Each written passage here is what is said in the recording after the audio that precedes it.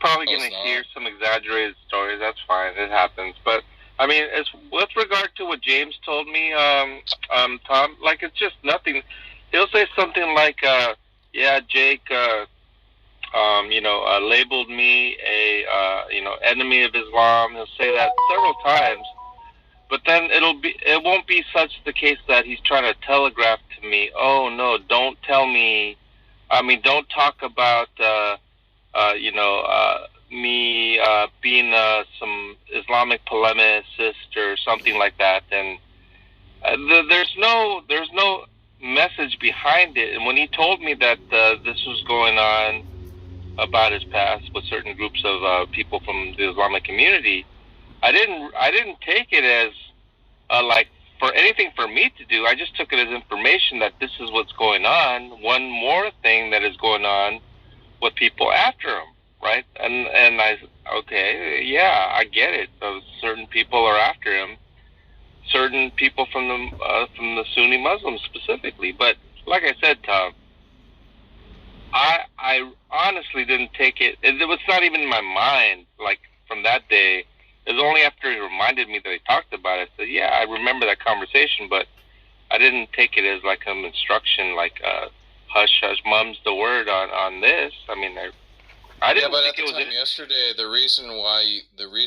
the excuse you gave for like why you said what you did is because you didn't remember him telling you that 3 days ago. That is also So correct. I don't remember. It was not even in my mind. Like yeah, I so just how said could a it be few a seconds reason ago. like, oh, like the reason I said that is because I didn't remember the conversation, but then you're saying like there was nothing in the conversation that like would have prompted you to not say it. Well, that's But then correct. when you're asked why you said it, you're like, oh, it's because I forgot. What is No, what no, are you no, talking no, about? no, no. It makes no fucking sense. No, no, no. What I'm saying right now, right, is in recollection of the conversation. There was definitely a conversation, and like James said, definitely he mentioned those things just like he did.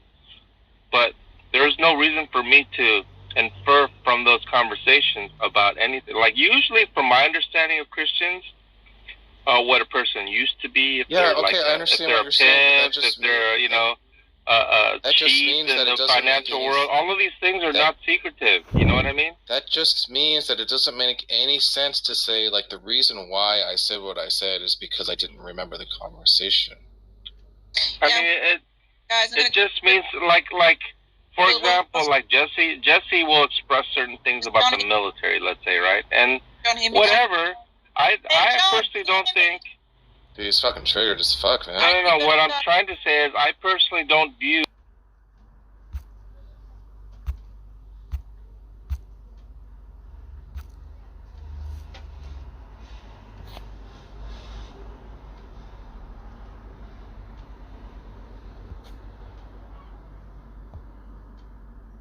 Semantics of what they refer to when they talk about that.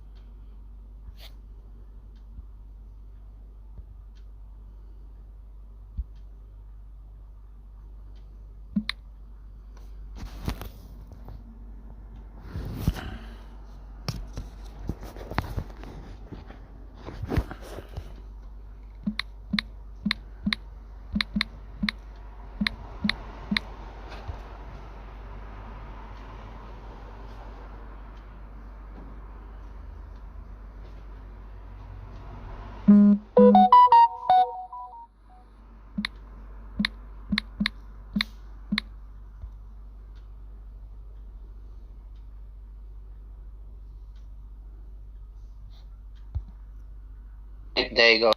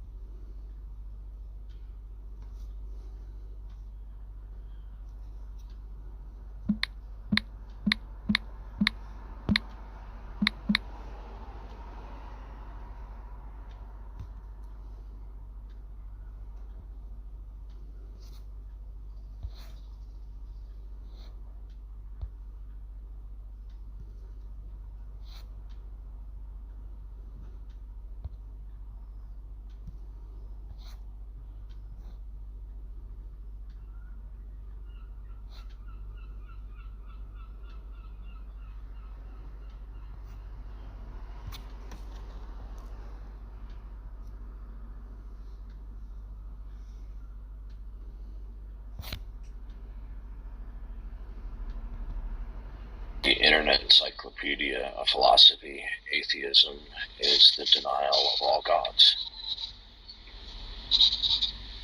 Yeah, I mean, you can phrase it also that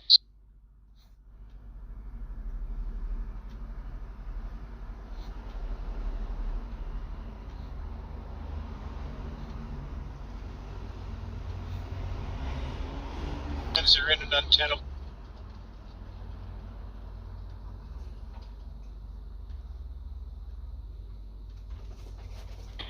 Yeah, I'll platform anyone.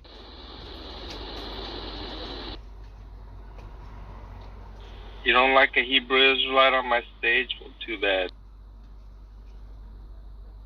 Who was the Hebrew Israelite though? No, Was the no, one I'm that- just saying. I'm just giving you an example. That's all. Yeah. I've had that happen before.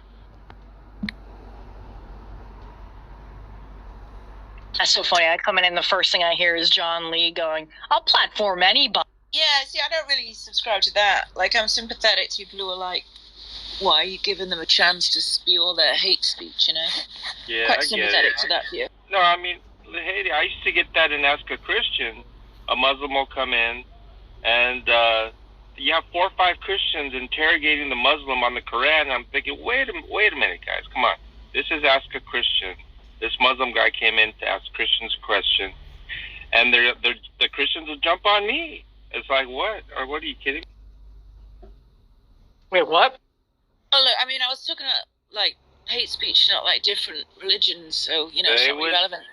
They would tell me that you're platforming a Muslim, quote unquote, that kind of language. Yeah, it's, again, not what I was talking about. But anyway, why don't you continue conversation? Because that was interesting. I only closed the room because I was getting a lot of shit about Yeah, I get it. having No, it be the title and let- not being like a Jewish let me- room and what.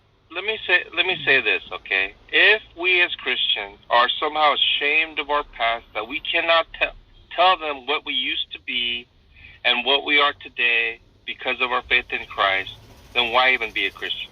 And if James still has some reservations about something because of some reputation or this or that, that's his prerogative, right?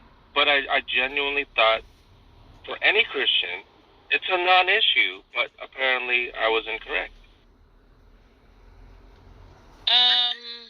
Well, I don't think that was exactly the problem that I heard him express. I think it was more of a safety.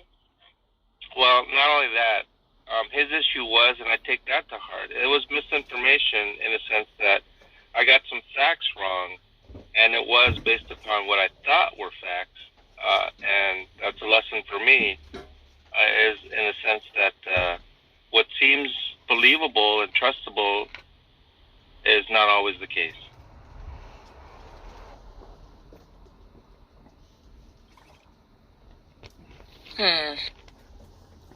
Did James listen to the replay? Oh, the replay didn't work, did it? I don't know why. It must be a time thing. We got to keep these rooms shorter because it seems like the shorter rooms more likely the replays. But I mean, the way I looked at it, it's like for whatever reason, I don't know. James is, I guess, upset at the topic, maybe already in a sense, and I just think that you guys were able to feed that, and it just was kind of ended up what it did. Especially with Tom's looping, you know, it's effective. I thought you'd just play the recording, Tom, but you have to put your little spin on it. By spin, do you mean just like highlighting the best parts? Yeah, but the way that you just kept putting it on repeat over and over and over again, I could just feel the tension on James from my perspective. I mean, that's how it looked like to me. I was just rolling my eyes. Well, yeah, maybe next time you shouldn't fucking like accuse other people of misrepresenting you. Oh, did you play him? Misrepresenting. Did you play I definitely James? think you were. I think I fell asleep. Did you play James Even also, recording? I was trying to get into it. Oh, it was fantastic, Haiti. You missed that, Haiti? Yeah, I fell asleep, I think. Is the room on that room, hopefully? Well, actually, I woke up at like 4 a.m. and shut the room down because it was still going, but the replays were still on, so. What was that room called? John said what? Was that it? Yeah, that was the room. Okay, let me see if the Oh, it was great. It was really good. Was James real mad?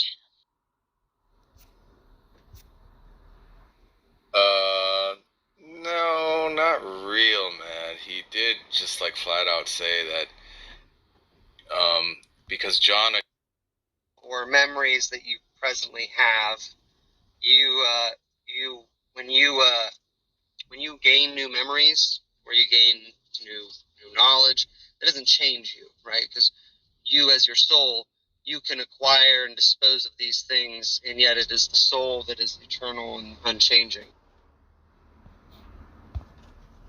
And on top of that, it was more accurate than what John Lee said. He said.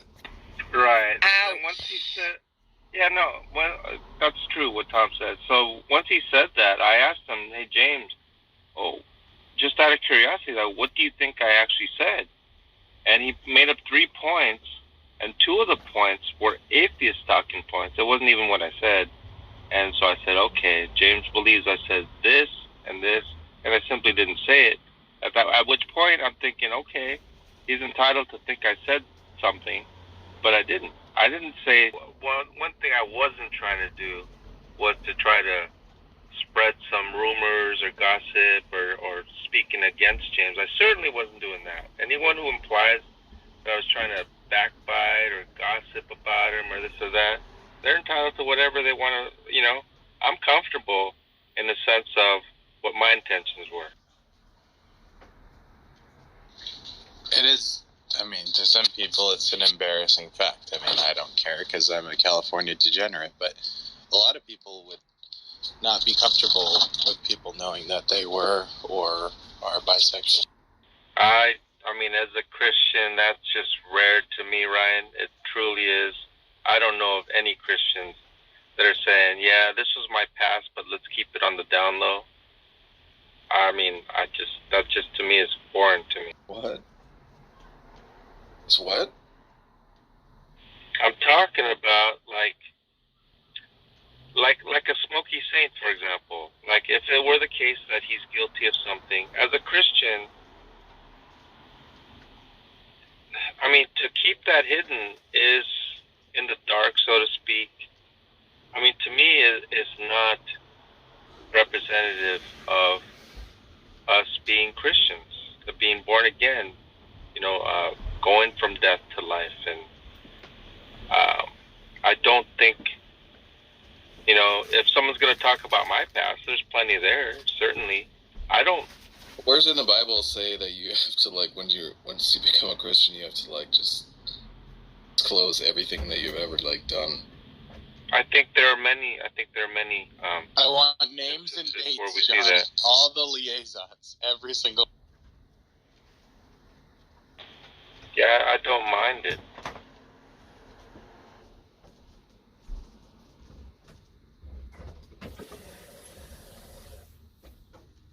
So, if you're gonna, like, say that, you know that, like, there's, like, no Christians on this entire platform.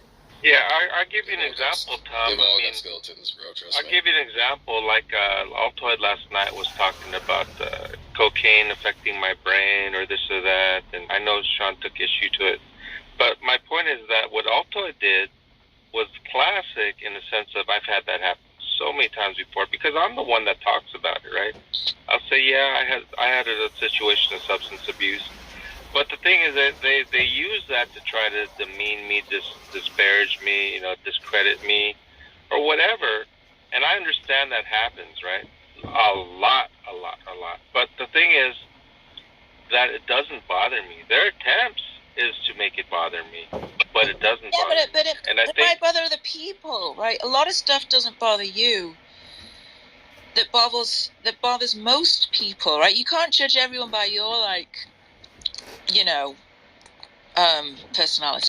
I get it. No, but what I'm saying is, listen, I know a lot of Christians, right? Even a pastor, right? They'll tell a story about what they used to be before they became a pastor, tons of times, right? And it doesn't. It's really to his benefit as a Christian and his growth as a Christian. And so I don't see it as a problem, but maybe some people aren't there yet, and I have to also respect that. Well, so I genuinely did not know that James. I think I didn't know it was sensitive to James. Yeah, but your example was someone using your past, to sort of dig at you, right? And I think that's the problem. I think James doesn't want people to taunt him or demean him for his past, right? And he's worried people are going to do that.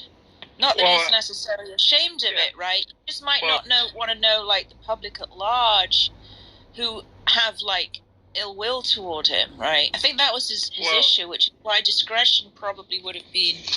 What was outrageous, Haiti? I'm glad that you have the recording. I checked to see that was there. If you really notice, Haiti, nobody had any concern for James.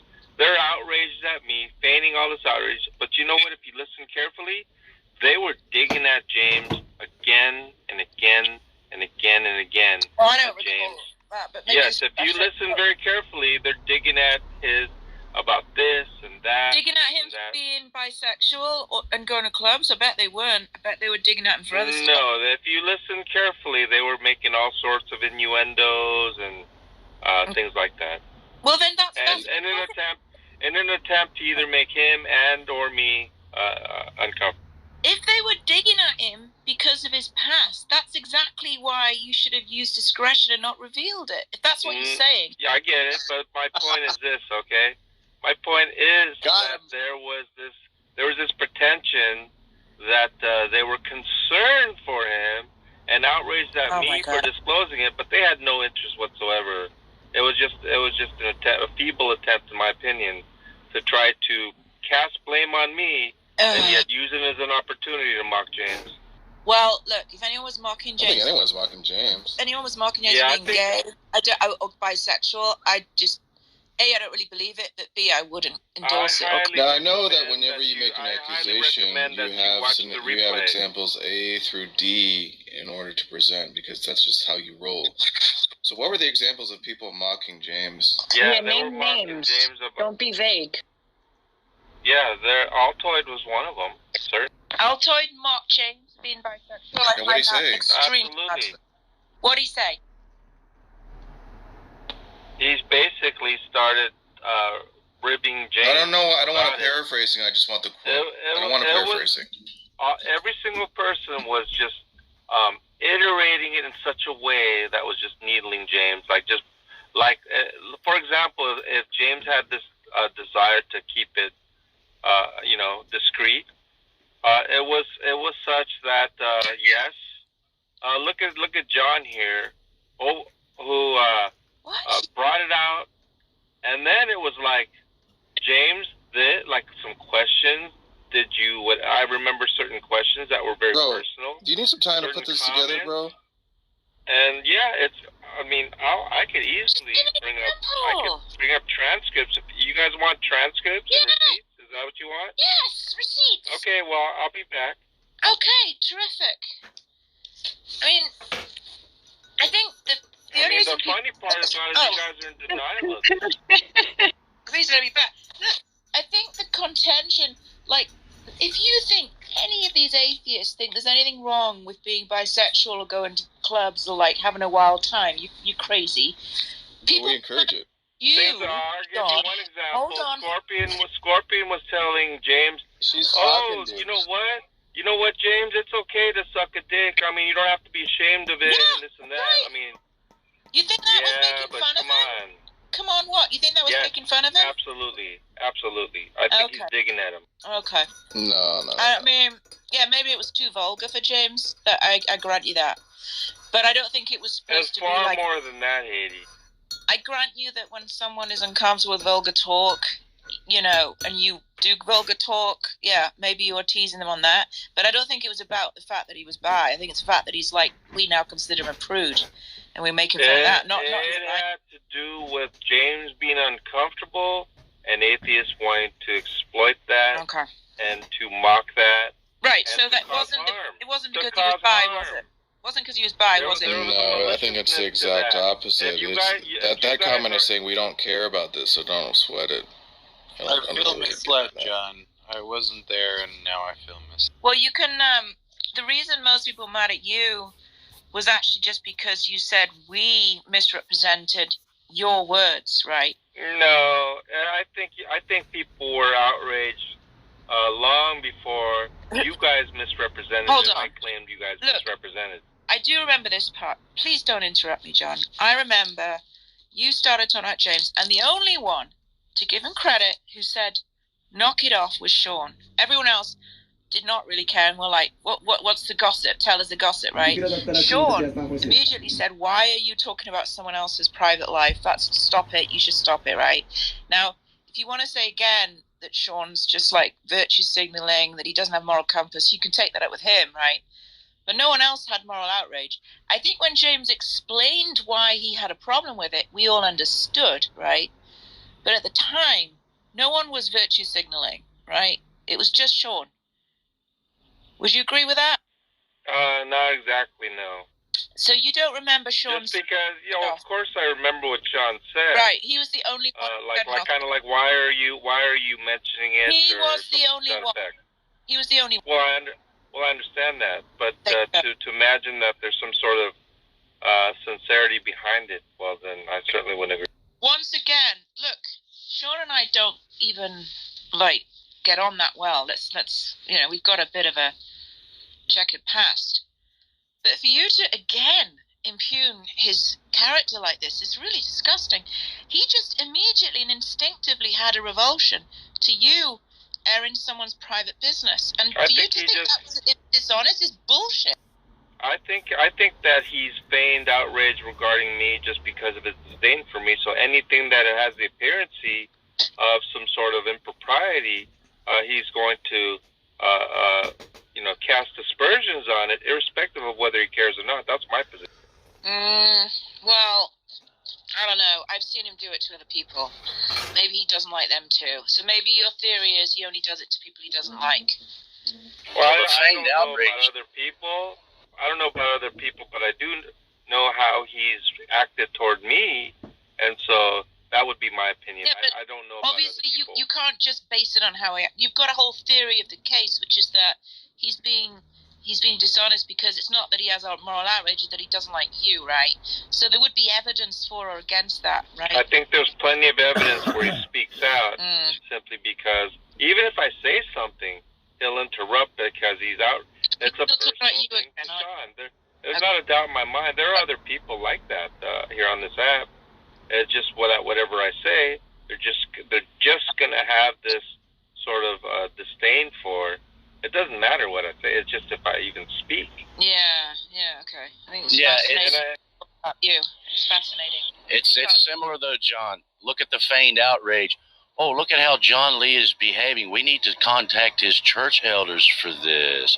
Do you think atheists are really upset at how you present yourself as a Christian? No. Once again, Johnny, who is suggesting we contact John's church elders specifically? It seems what Daniel's promoting. So that's one person, right? So how Yeah. how can you say it's atheists in general doing? Well, I think there's a sort of an assisted effort there. Like, for example, Helping him. Who's helping him? well, let me explain that, Haiti. I think there's an assisted effort. For example, the time that the room brought in Silver Star to chasten John and tell John that, look, from what I'm hearing, that these atheists are telling me, you know, maybe I should contact your church elders as well. So it's a bit of a ploy to bring him in, but Johnny, it is there's an incredibly assistance there. dishonest to consider atheists on this app a monolith when you have drastic fucking spectrum of atheists on this app. You have people like Gigi, and then you have people like Haiti, and you're really going to throw them into the same fucking category? Well, It's so dishonest. Plurality doesn't necessarily mean all, by the way. You're just being a dishonest actor here. That's all you're doing. Yeah, well, I see the assistance. There are two people that are interested in contacting John's elders, and one is a Christian and one is an atheist.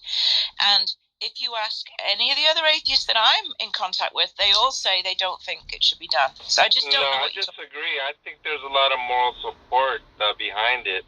Even though there's a disdain for it, it's kind of like, would you dox Hitler? Yeah, I would dox Hitler. Yeah, but no one said you were Hitler. So are you pretending that those? Why would those compare? Why would that question even be posed? Whether one thinks it's appropriate to dox Hitler or not, because they're trying to justify the actions toward doxing me. If you pretend that there is not a word of some moral support and justification for what Daniel's doing, then you're in la la land. Who asked if you should dox Hitler? Can you remember? I don't remember the specific person, but what I do know is that it was asked in comparison. Yeah. And I do know that there was many people, even Tom, mentioning things like that, as far as like, I think it's wrong, but then he says the big but, and you know, like I think John Lee's POS or something, and that he wouldn't care if such a thing happened. And he's gonna keep talking. Okay. You know, listen, when the question was asked, would you dox Hitler? It's perfectly reasonable to say, yeah, I would dox Hitler, but that doesn't mean I would dox John Lee, right? That was the answer given. That's not how the conversation went at all. So everyone, okay. So you need to make your mind up, because we cannot be simultaneously virtue signaling and also egging Daniel on. So which is it? It would be the case that there seems to be some mixed feelings, clearly. In one sense, that they don't approve of doxing, but they seem to think there's justification in it because of the person in question, namely me.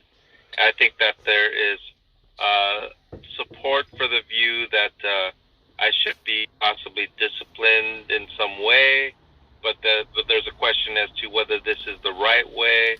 It's these type of discussions.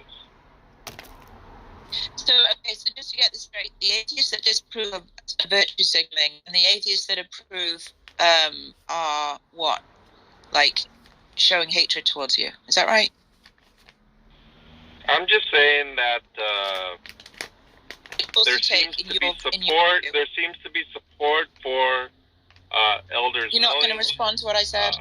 But what I am saying is that there seems to be a disdain for the act of doxing. Right. Irrespective of who it is. Okay, so I want you to respond to what I said again. As far as you're concerned, the atheists are either virtue signaling when they say, no, Daniel, don't do this, or they're being like, you know, hateful towards you by saying, yeah, Daniel, do this. So either stance, right, you have disdain for, right? So, you know, there's just no right in your eyes for any response to this, is there? Well, I mean, I know some people criticize Mo, but the way I look at it, Mo was very consistent to what he values, and he's not blurting Daniel this, Daniel that. He basically takes action, and he just kicked him out because that's what he's about. Right. And so, if anything, I actually respect him more than anybody out there. Okay, Even so though, that's just my personal opinion. great. So when I voiced my disdain, I was moral virtue signaling, right? But when I got Daniel kicked out the room, and I kicked him down myself, and I also modded people so they could kick him down. In fact, I modded you so you could kick him out the room. Was I being consistent or what? What was I doing? Well, I don't know. I mean, Don't know. Oh, so when Mo did it, you do know. When I did it, you don't know. no. What I'm saying is, when you modded me, you didn't communicate. Why the You hell didn't know what I would modded do. you, John? What Why was the that? hell would I mod you? Well, apparently you expressed why you did. Then why you Because you thought that I would. Right. Well, you thought that I would kick Daniel, which I said numerous times. But you've heard me say many times, you mod me, I'm kicking Daniel out. You've heard me say that. Okay, so we're both clear that I modded you so you could kick Daniel out, correct? Yeah, and I did. At least I'm consistent with my statements. And how am I being inconsistent? Well, I think that sometimes when you platform something you express a public disdain for, I think there's a little conflict there. Internal conflict. So once again, I modded you so you could kick Daniel out. I modded Mo so he could kick Daniel out. I expressed disdain for what Daniel's doing. How am I being inconsistent? I guess if you want other people to do your dirty work. Right, the reason I got other people to do my dirty work was so you couldn't say I was virtue signaling. Well, I certainly didn't say that about Mo.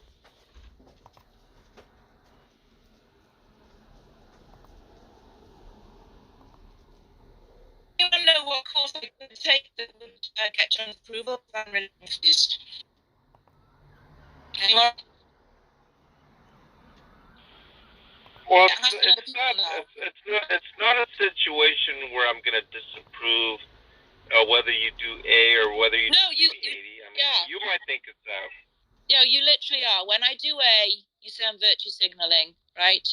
When I don't do it, you say I'm complicit in the doxing. That is what you've said to me, and it's really disappointing. That's not my intention. It's not my intention right, to make you out to be the bad person on either A or B. Well, like I said, I don't know any course I could take that would not make me the bad person. Yeah, and once again, I'm not trying to make you out to be a bad person, in case you think I am. Yeah, I do. Let's move on. Let Sean hear your latest accusation against him. Because I just think it's, outrageous. The one person every comment is drama related. Yeah, let's bring up some more people, talk about it for 2 more hours. John said this, gasp, or whatever. Well,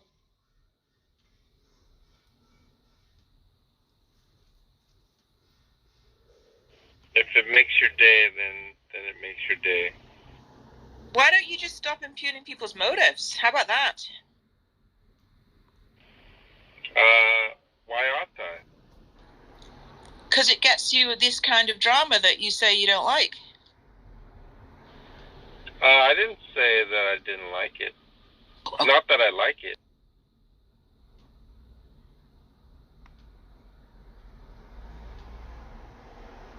It's more like I accept that certain actions on my part have certain other reactions, consequences. Historically, this has been the case, and I'm accepting of it.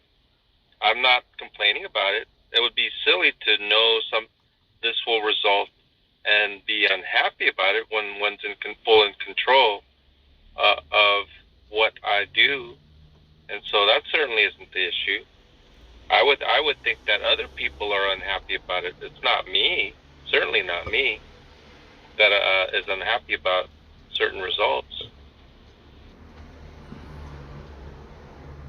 That's the difference. Is that I'm not trying to do the same thing expecting different results. I know exactly the results I get, and I actually expect these results.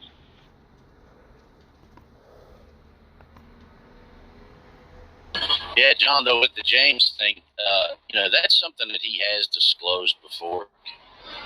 I don't think that's a big issue. I don't think he would see it as a big issue because, again, this is something that has come from him. He saw it as a big issue? I would have thought the same, Johnny, but atheists made a big deal out of it. And then when they they purposely pinged James in from his room to discuss it, and then when it got discussed, well, surprisingly, it was an issue for James, and so that's what went down last night. Well, I think they were. I wasn't there, I'm assuming, but I assume they wanted all these details and all this other stuff, sort of like an interrogation, perhaps. But it's in general. I mean, James has been vocal about, his position on the LGBT and what he struggled with for a while. That's what I'm saying, Johnny. I didn't think it was an issue. I genuinely did not think it was an issue. But the atheists made it a big deal, horrified, whatever, brought James in, played some tapes, made some characterizations, and then all of a sudden James is like he expressed that he wished an apology from me, of which I did, of course, but I mean it's just silly to me, Johnny, like this whole thing. And to me, I mean, listen, I am a little bit disappointed in James of making it such that people ought not talk about something when he's publicly done so.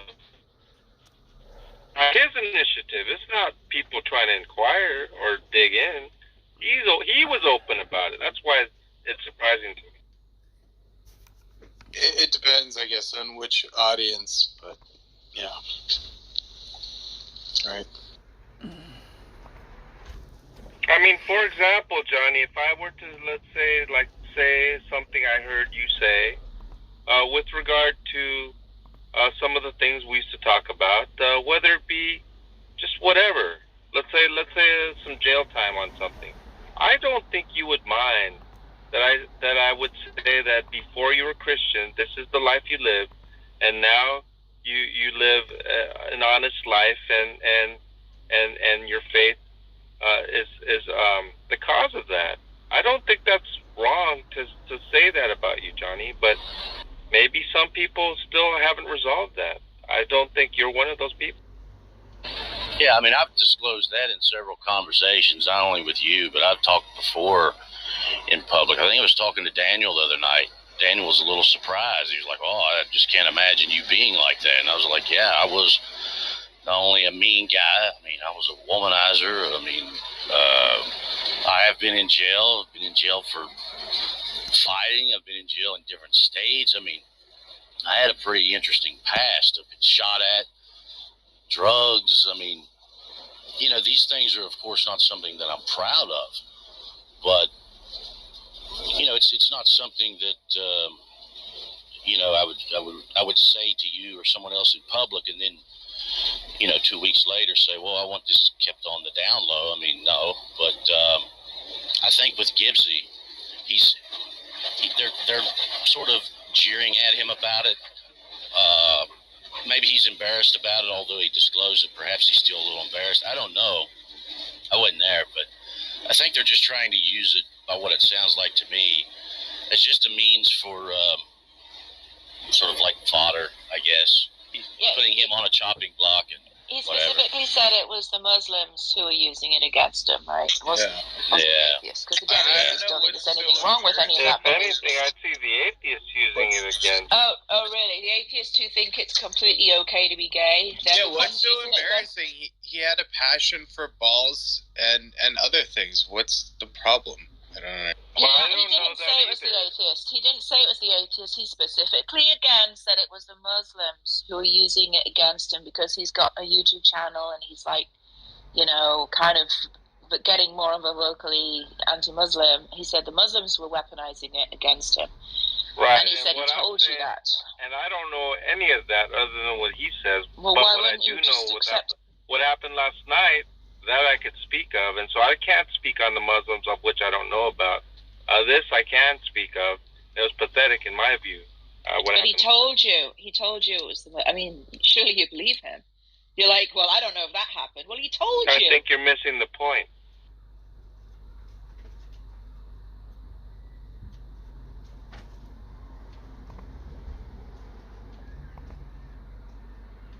So Johnny, what were But you in in jail for?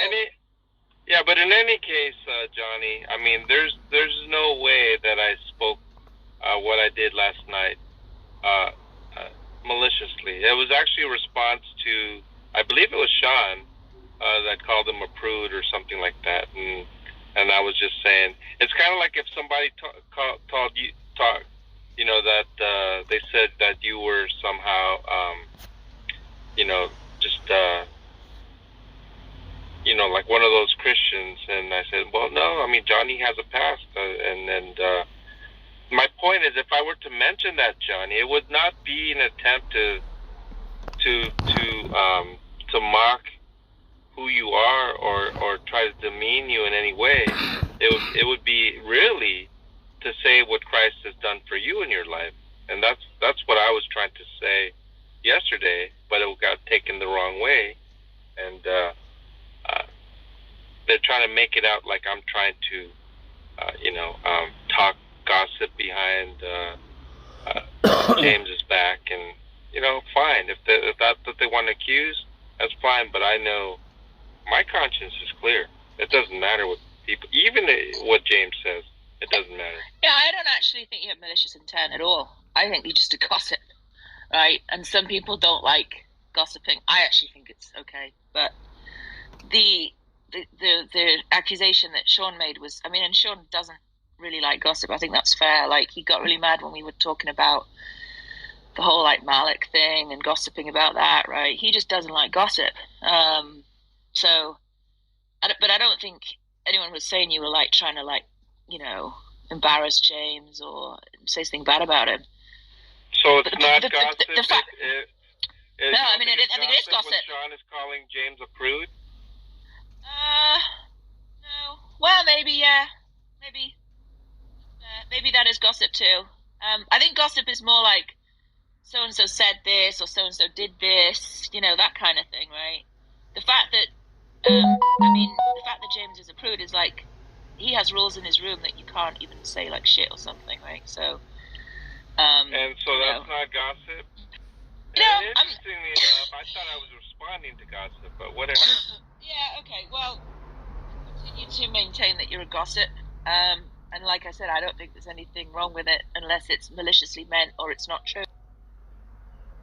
Well, that's just like the things that John Lee said earlier about me robbing a church and being in jail. I mean, these are things that I've disclosed. I even talk about some of it in my book. I mean, for John to say that, I would just simply say, well, yeah, he's right. I mean, he's correct. It's not, he's not trying to take a dig at me, or he's not really gossiping in that fashion. He's just actually reciting something that I had made public before anyway. So I don't have a problem with,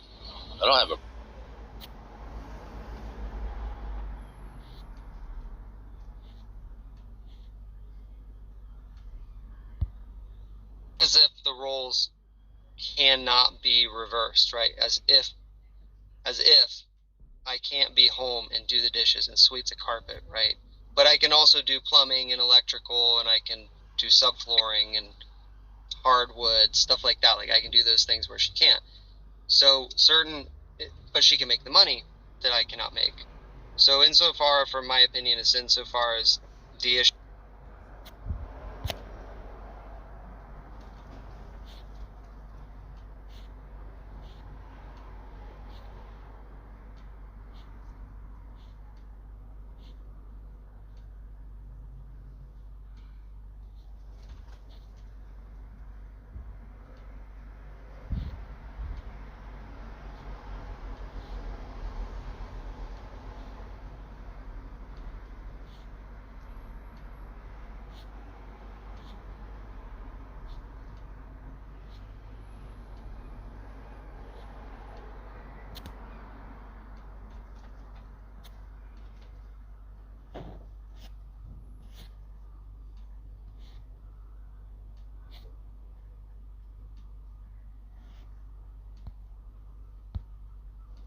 before, but I really don't want to mention it anymore for whatever reason. Would you just, not say anything about it? I would respect that, of course. Oh, if he did that, then that's crystal clear, but it wasn't even close to right. that.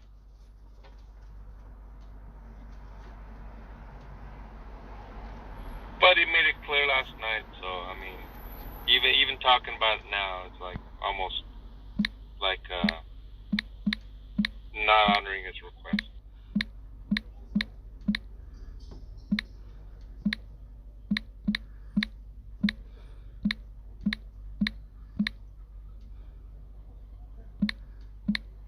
And you're correct. I mean, the things that I've mentioned about my past is sort of, I guess you could say, a testimonial as to what God has done in my life, how things have changed.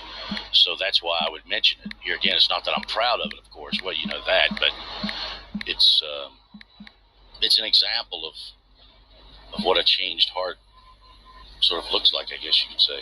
That's the thing, Johnny. That's the story of every Christian. Every Christian comes up in a testimony, and these are the stories we hear. And so, to me, I can't really fathom how someone would want to, keep it under wraps in any way. I mean, I guess, in terms of James, maybe, he's not comfortable with it yet or whatever, but that's, to me, that's what Christianity represents. Well, no, I mean, I think completely comfortable about something, but you can also not want it to be weaponized by your enemies, some of whom potentially are a little dangerous. I think that was really his concern. I don't think he was saying he was embarrassed or uncomfortable or anything like that. I mean, that's a good point, Haiti. That's actually a good point as far as being weaponized by the people that sort of have it out for him anyway. I mean, that's a good point. I think so. I think the same. Yeah, I mean, I just can't fathom me requesting somebody. You know what? A lot of people have been talking about my drug use and stuff like that, and trying to weaponize it against me. Could you please not tell people that I used to smoke crack? I just can't fathom me doing that. I don't know. I think there might be different kind of moral concerns there, right? Smoking crack. I don't know. Well, it depends on how. It depends on how it is weaponized, because sometimes you can say something about your past. Like, for example, I've admitted before that, I used to be a womanizer.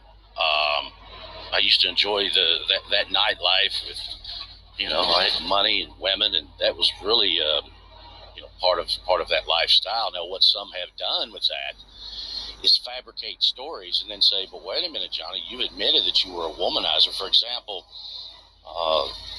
not long ago, someone said, yeah, you had an affair with this other chick in whatever group we were in, which was a total lie. But the motive behind it is, well, wait a minute, Johnny, you've admitted that you're a womanizer, which is to suggest, because I've admitted it, therefore I did this, which in that case was not true. And I think perhaps Gibsy is wanting to be careful with that, because people tend to do that, which I referenced earlier, that sort of weaponizing in the sense of fabricating another story and then trying to tie it with something you've already stated that you used to do or whatever. So maybe that's part of it as well. I think that's exactly what he was a little bit upset about yesterday, was that I commented on a certain photo and my understanding what that photo represented, and it was like some sort of a night out in a club or something like that, that's what was described to me. He's telling me that's inaccurate. I have no reason to think that he's, not telling me that's exactly what it is. So what he was basically saying was that what I said was not accurate, and it seemed to me that's what he was most unhappy about, just from what I gathered from last night. Yeah, haven't they determined him to be like an enemy of Islam now or something like that? Yeah. Yeah, that's happening. Yeah, they have it out for him. Well, I'll tell you what. I mean, if you really think about it, James was really going after the Muslims in those messenger groups, right? So it's almost like he was starting it in a sense. He was really just kind of initiating all of that, and then it carried over into Clubhouse on a different level. Him and Cyrus, if you remember, were like that. Who? Cyrus the virus. Cyrus. Oh, really? I didn't know Oh, he you was don't remember involved that? in. Not with. No, not with him so much. Well, what happened was Cyrus used to ask questions, and they used to just dismiss him outright. You don't know anything. You're stupid. This and that. And I remember I got to Cyrus, and he bought a whole bunch of books on this. Beg your pardon. And his wife got upset because he spent so much money on the books. And then he started digging into those books, and then he started to go after it. And then they were still saying things about him, because I guess what the books were saying was a sort of slanted in a certain way. And in any case, both James and Cyrus were coming at a certain angle. I remember, James using scholars that are kind of on the fringe in a sense, and he would try to cite those as sources, and they were basically telling him that nobody's going to accept a scholar in the sense of what you're trying to claim, and then he definitely got better at it. He definitely was, especially once he got to Clubhouse, he made certain contacts like those Coptic guys, and he still does that. Yeah, I know. But he was really going after Jake. I think that was his main motivation. Well, maybe. I mean, I guess so. Now, you remember Nilesh, they went after him. They did. Put, like crosshairs on him. I'm surprised they never did do it with me. I mean, I didn't really argue Islam that much, but I've made it clear that I do not respect Islam. Do you remember, they never really said anything to me. Do you remember those guys brought me into the Stars Chamber before Nilesh? And it was because of a comment I made about an ambush.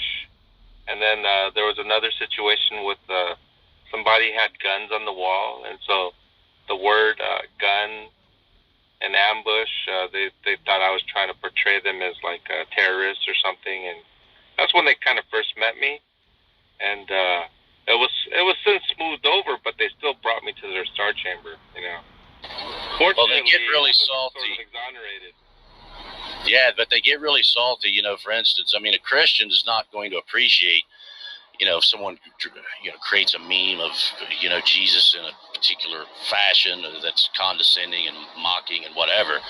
Christians don't appreciate that, of course, but with Muslims, a lot of them, man, you got to be careful saying anything untoward about Muhammad, drawing pictures with we've already seen that, cartoons. Yeah. I mean, it's like it's very personal to them. They're going to want to come after you if you. There was one instance where Jake sent me a picture in the back channel against a certain person, and basically it was a cartoon with Muhammad in diapers, and basically what Jake was saying that this is the reason why this person is sort of reviled, because we don't take things like this just as if it's just mockery. We take it very seriously, and so I understand that, whether it's the Quran or their prophet, they take very much offense to that, and so he was trying to justify the actions that he was taking against this individual. And you may or may not have heard that situation. Yeah, I don't know, but I can't remember who said it, but they were saying, if Islam is such a religion of peace, why is everyone afraid to offend them? And interesting enough, the person I'm talking about is anyway, I'm not going to say who, but you and I both know him. I mean, I don't disrespect as far as, going out of my way to insult a Muslim by drawing pictures or of whatever. That's not really my style. It's never been my style. But as far as respecting Islam, now even Muslims, I think, are supposed to respect other religions. But as far as I'm concerned, I do not respect Islam. I don't respect other religions. I just don't go out of my way to, mock them or try to provoke them with whatever. Yeah. I mean, it got really ugly after Afghanistan. I was just curious, Johnny. Like, I completely stayed out of the fray, but did you get involved in those discussions right around that time in Afghanistan when it got really ugly? I mean, I was in discussions about a lot of things political, of course, and that was always brought up, and I would, comment about it, I guess. But as far as getting involved in sort of the, you versus us type of thing, and, well, we hate you and all of you are terrorists and that claim to be, I didn't really, and that's not how. I would just say specifically that regardless, again, I just respect your religion. Yeah, there's so much bad blood that came out of that that's still reverberating about a year later, Well, here's the thing, though, John. It's people are afraid to offend Muslims. Like Bill Maher was talking. He had a guest on, and it was about Islam. And Bill Maher, who's very opinionated on that particular issue, he seems to be unafraid, of course.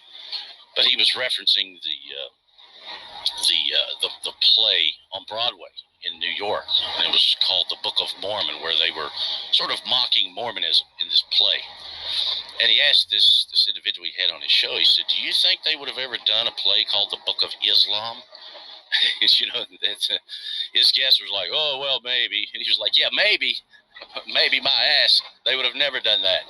Well, there's a reason for that. Why is that? Or at least there's a stereotype around it. Why are people afraid to offend Muslims? There has to be a reason for it, right?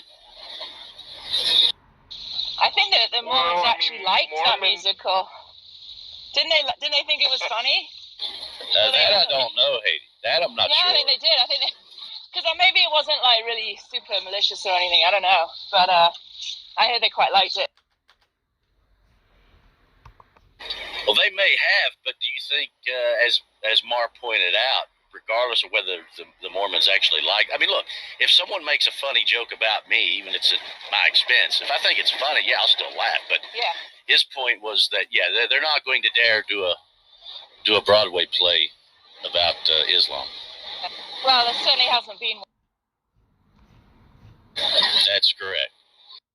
That's like that Broadway play, Jesus Christ Superstar. From what I heard, it was kind of meant to be a mocking of Christianity, although I don't think it really panned out that way, but that was what it was kind of intended to be. And I would not expect anyone to make any kind of Broadway show like that concerning. I don't know that it was supposed to be a mockery, honestly. I wouldn't say that. I think it was more like they thought it was a really interesting story. And they're looking for stories to make musicals about. But I've seen it. It's one of my favorite musicals. I've seen it loads of times. And you can read it both ways, right? You can read it that he actually was, God or whatever, if you want to. Or you could read it that he was just a guy who thought he was. I don't think it's overtly mocking at all. I think it's somewhat close to the story.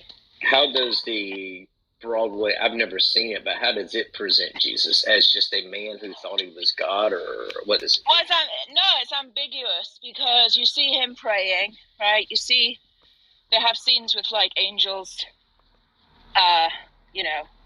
talking to him. And it's unclear if he's just imagining they're there or they actually are there, right? There's no way to tell. But I don't think it's mocking at all. Well, look at it this way. Look, I'm sorry, John. Look at it this way with atheists. I'll be real quick.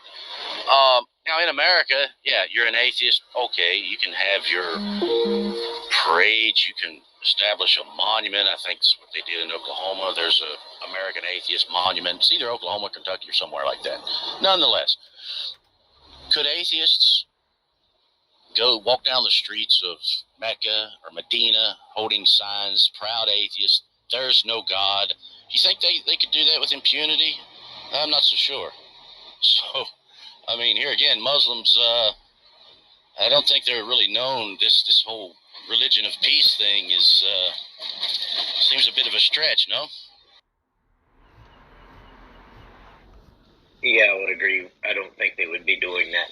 He threatened to conduct a Quran burning ceremony. Many people, Americans from all walks of life, not just Christians, but many people were like, no, do not do that. That's going to endanger our troops that are abroad in these Islamic regions. Don't do it. They were really against him doing that, and I think it was just because there was a fear factor in that. But yeah, if people burn the Bible, or for me personally, if you want to burn the flag, burn the flag. It's your right. It's yours. You bought it, I'm sure. You own it. If you want to burn it, burn it. Same with the Bible. If you want to burn the Bible, okay. I'm not gonna threaten to cut your head off. Now, if you burn my book, though, Haiti, though, now here's the deal. I catch someone burning my book. Well, then it's on. Yeah, Different story. There's actually a movement to make flag burning illegal, right? A lot of people do hold that view that it should be illegal. Yeah, that's absurd. That goes against the First Amendment. Yeah. And I've argued that with people. Yeah, I'm like, look, what are you talking about making that illegal? You're against the First Amendment if you do that, if you support that.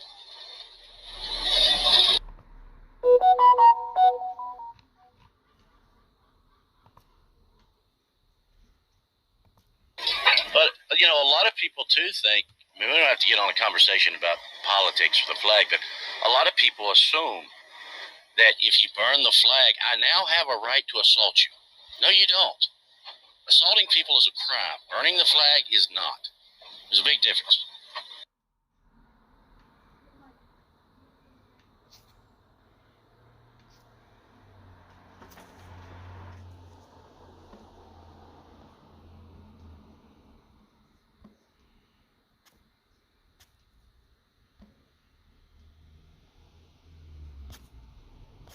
Well, I didn't mean to interrupt you there, John.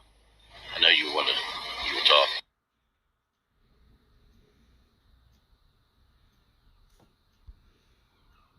Oh, yeah. I mean, my question was a little bit different. I was just wondering what Haiti thought about Sean talking to Gigi.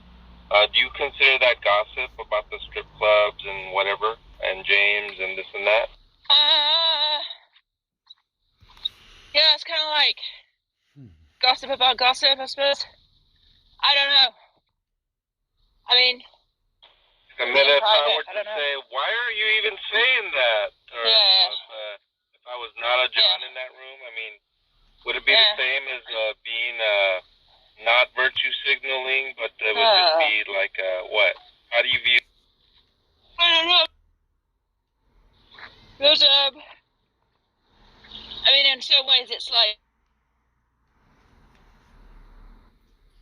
it depends if it was done in private, just to say, you know, John's been gossiping, and I don't like it, and here's what he said. I don't know, it's a bit of a grey area. I mean, it would either be the case that one, it would be the case that one either cares about James's wishes to keep it discreet, or not, right? Disregard, complete and utter disregard for James and his wishes, at the expense of talking about me disregarding James's wishes. Does that make sense? That I didn't know about even. I think you should take it with Sean though, because I don't.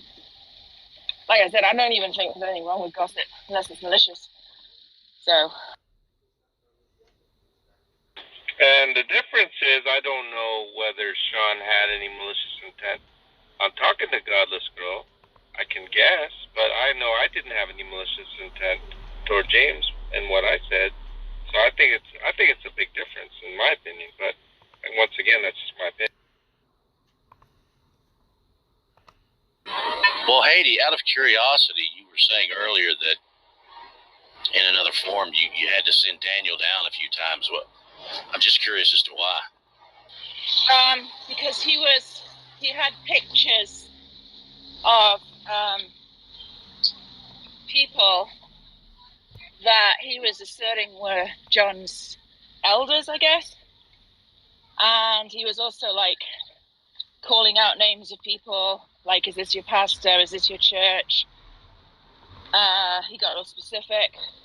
And I just thought he'd crossed the line from trolling to like doing something that I, didn't want in a public space.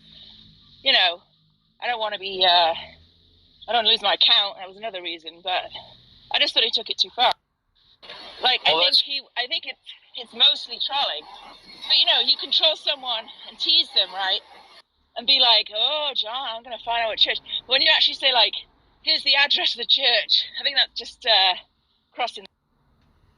Well, that's commendable for you to take that position. I always assumed that Daniel was sort of funning with John, trolling him a bit, of course, but I guess it does seem that he's more out for John than what I thought, seemingly anyway. Yeah, I thought he was trolling. Yeah. The other thing I was annoyed about, sorry, John, I'll just finish, is that he expressed that Sean had told him to stop, so he stopped, right? But then in the same room, he starts up again. So it's like he's not even following with his own commitments. He said he would stop, and then he's like, here's the church, here's the city, here's the name of the elder, or the pastor, right? So he hadn't stopped at all. So I just thought that was kind of crazy. Well, why does he have it out for you, John? That's what I was just going to talk about. I was, for a long time, I think, Daniel just likes to troll in a sense, and he saw me as a challenge in a sense of someone hard to troll, and so he kind of took that as a challenge for many months. But what I noticed different these days is that this is just my perception. I think it's very serious in what his attitude is. I don't know, there's a certain maliciousness that he wants to cause harm, or maybe he views it as the harm that he causes is for maybe a greater good, something, keeping out of action or community in a certain way. I mean, I don't know what he's thinking, but I do think that it's far more than just joking like it may have been a few months ago. Just the attitude that I hear him talk, the things that he says to me, I think represent far more than just a playfulness of just joking around how people do sometimes. Well, I guess that's similar to perhaps. You remember when Luke Matthew used to go after me? I mean, like daily, every day, and I'm like, right. Oh, yeah. Why? What for? I don't know. You know the irony of that statement, Johnny? One time, I contacted Luke, and I said, come on, dude, like, you're a Christian, Johnny's Christian, and I started talking about, I could put some Bible verses out there, this and that, and then basically, whatever grievance Luke Matthew had, like, could you forgive Johnny, this is why we ought to forgive each other, this and that, right? He actually forgave you, right? And guess what happened right after that? Stuck on me like glue, and went after me for several months. I don't know if you remember that. And that was the weirdest thing. This is what I get for trying to. You probably didn't even know that I was contacting Luke to get Luke off your back. No. This is just so ironic that it happened. Well, I noticed in the past too, if people were friendly with me or supporters of mine based on the things that my content and things like that, he would tend to go after them. He really did not like anybody that liked me, which was, here again, he became obsessed. And I'm wondering, I mean, here's the thing about Daniel. And I've said this before about Daniel. I actually kind of like Daniel. I mean, he's got a sense of humor. I like people with sense of humor. I have a sense of humor. I don't take things serious as much. But do you think he's gotten into the realm of obsession, perhaps? I think he's a little bit disturbed right now. I don't know what it is, but I think the market changed from. It was probably about 2 or 3 weeks before that accounting. That situation where I kicked him down with that account, it really set him off. And since then, it's been really high intensity. But it started probably at least a couple weeks before that. And I can't really know what it's attributed to, but I do know that there's some hostility that's coming to the surface in the sense of openly, and even in some of the messages. Some of the messages are incredible, threatening, just some of the language. He didn't ever use that kind of a language in the way that he did as of late. So I don't know. I'm concerned about him. Certainly, I don't know what's going on, to be honest. Well, didn't I hear him apologize to you? I think I jumped in the audience in a room with you all, and Daniel was speaking. I thought I heard him say something about an apology, or I think it was directed towards you. Yeah, no, that's another thing. He has made statements like that, apologies and things like that. But it's like Jekyll and Hyde, just back and forth, back and forth, back and forth. And just like even with Sean the other day, he said that he would stop. The very next day, he's on again. So I don't think I even said anything to initiate that. I mean, just on his own, maybe something I said it upset him, and then he started up again. I don't even know where to begin to think. I just know it seems to me a little unstable, inconsistent, a little back and forth. But in either case, it's very I don't know, a little disturbing. Do you think it's more like that with those that were former, I guess, believers? I think Daniel said he was a former Catholic, because it seems to me a lot of the atheists that had either grown up in the church or were once theists, whatever, it seems like you get that more from them as opposed to those that were always atheists, or were never affiliated with any sort of church upbringing and whatnot. They're less militant. Yeah, in my opinion, from my experience. Yeah, no, that's true. But usually you don't get that from Catholics, right? But Daniel's a little bit different in the sense that his family must be devout or something. He was groomed to be a priest in a sense, and so you will notice that he does know a lot about the Bible for a Catholic, Johnny. And there was, it seems to me, some sort of deep religiosity with it. I mean, when he was younger, and I don't really know the story of why he went away from that, but yeah, I think there's definitely an anti-theism element to Daniel, like you see in a lot of Protestants, which is rare for a Catholic, but definitely he applies, he qualifies. Yeah, I mean, as I said, there seems to be more of a not with all of them, of course, but there seems to be more of a militancy with the former theists, so to speak, than that's as opposed why to like Daz or whomever. There was never a theist. Yeah, that's why I'm so level-headed about it all, right, Johnny? I'm so reasonable, because I was never a theist. I don't have that baggage. Well, I don't see the militancy with you, Haiti. I mean, so yeah, to that point, sure, that actually buttresses what I said. Look at people like Daz. I mean, I've actually got along with Daz. People that were never theists, they tend to have a different disposition than those that are former theists. The former theists remind me of like disgruntled employees or something. Now they're going after the company. I don't know. There's an angry element to that. Yeah, it's like the post worker. And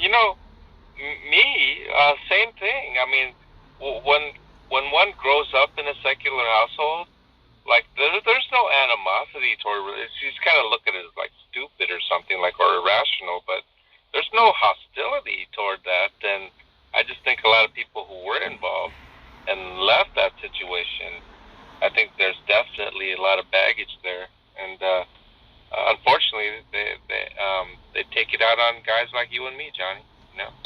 We're like targets. Look at Mike. He came into the room the other night, and I've known him for a while, so I just know how he is. But man, he really wants to go after Christians. He's the one that I've asked him before. He says, "Well, my mother's a Christian, and she believes I'm going to hell." Yeah, that guy is just a drunk, isn't he? He always out of control. when he's drunk. He talks about Michael Ray. Yeah, Michael Ray. Yes, if he's from Messenger, he just he's an idiot. was really. I think he just had a few too many. He was really belligerent, wasn't following the conversation. Well, even when he hasn't had a few too many, he's still hostile. Oh, okay. Well, not quite to that degree, but even without being inebriated, he still is hostile. And the whole thing, I laugh about it because the whole thing with his mother, and his mother is not very optimistic in the sense that she's like, well, I believe my son will eventually accept Christ. She's like, no, he's going to hell. And well, I find that just really weird, though, because thinking of my own children, right? And if I held that belief, if I felt very certain about it, I think I might go insane. You know what I mean? I don't know, Haiti. Yeah, they're going to hell. Yeah. There's a lot of, I don't know if you've ever met too many, Southern Baptists and people that are very. I don't believe it. I don't know how they can be sort of okay with it. Oh, no, there's a lot of people that look at even their own children like that. It's like, oh, yeah, okay, you reject my Jesus, okay, you're going to hell. I mean, they're very, like I said, they're very brute about it. I gotta. Johnny, I was raised Southern Baptist, and when I got married, I told my mother we were joining a Methodist church. She cried quite a bit. So we've never talked about my atheism. Oh, I can understand that, but yeah, I know a lot of people. Here again, especially the Southern evangelical, Southern Baptist, whatever. They're very much like how Michael Ray talks about, the way his mother sees him. And it's not, don't get me wrong, I have heard a lot of Christian parents say, oh, well, my son, he's a non-believer now, or my daughter, whatever, and I have hope for him. They're eventually going to accept Christ. They stay in that optimistic type mode. But then you have the other that are not optimistic. They're like, yeah, you're going to hell. And I don't want to say they're just simply okay with it in the sense of, they don't prefer otherwise, but no, they're very principled in that manner. You don't believe in Christ? Okay, you're going to hell, buddy. And I think Mike, as much as he goes after Christians, it's like, I wonder if he goes after his own mother the same way, because he is very, very hostile to Christians. But I've known him for a while. I kind of know how he is. When my wife and I got married, the place where we were having the reception, the only way to have soda was if you had the bar. So you had to put a deposit down, and then there was a cash bar. And at the time, my wife wasn't even old, and we had a lot of young nieces and nephews and things. So we had the bar to just to get so people could have soda. And when my mom heard that there was going to be alcohol there, she said that her and my father weren't going to come. And I said, well, we'll miss you. I love you. I'll see you later. And she said, well, I hope there's no hurt feelings over this. And I said, well, I won't hold it against you. It'll be fine. And then she showed up. Like, we never even talked about it again. There was no way she was not going to come. Yeah, I've seen some people very similar to that when, you know, their kids come out as LGBT. They treat them as outcasts. You know, it's a very harsh response. You know, that's where I'm a little different. You know, if my son did that, he came out one day, I mean, I wouldn't approve of it, of course. My views about it in pertaining to what Scripture teaches would not change, but I would not cast him out. I mean, he's still my son. But I know a lot of people that are like that. Here again, especially in the South. Yeah, I think my folks are like a lot of people that could talk a lot about ideology, about not drinking, or I remember even my parents telling me you shouldn't marry outside of your own race and stuff like that. But when confronted with like reality and with you know people in real life, they would, you know, they never said anything mean. Or when I brought a woman home who wasn't the same race as me, like they never said anything like that ever again. You know, that all completely changed with sort of confronting reality. Even though I was even talking to my dad, where his doctor's talking about he should take some CBD oil for his arthritis. You know, the very idea of anything marijuana related to my boomer dad 5 years ago would have sent him through the roof. Yeah. I mean, you know, I used to hang out with, like, a lot of pastors' kids when I was little and, you know, partying. And, you know, by now, they're back into the fold, so to speak. And whenever I talk to their parents, you know, it just seems like they have this belief that, yeah, they're away from Christianity now, but they're going to come back.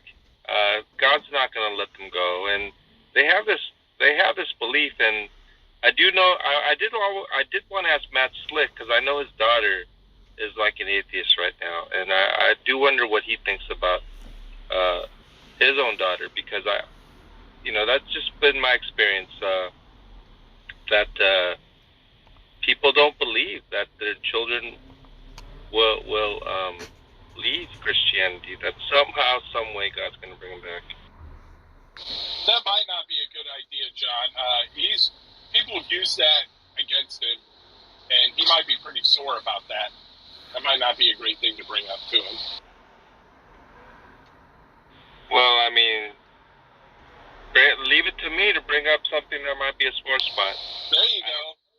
Don't threaten John Lee with a good time. Hey, Johnny, I got a joke for you. Why do you always go fishing with two Baptists? Never one.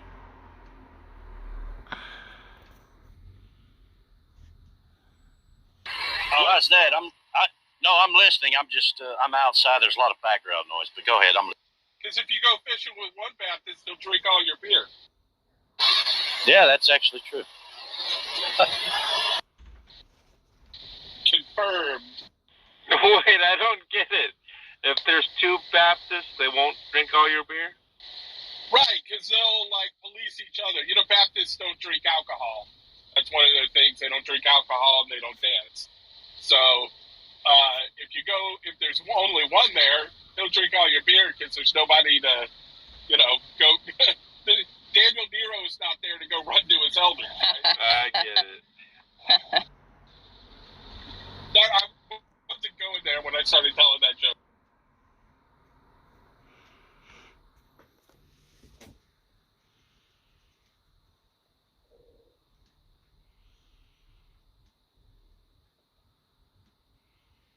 So why do you think, Haiti, is it the case that if Mo acts in the way that he does, I don't look at it as some sort of like double standard or inconsistency or hypocrisy or whatever.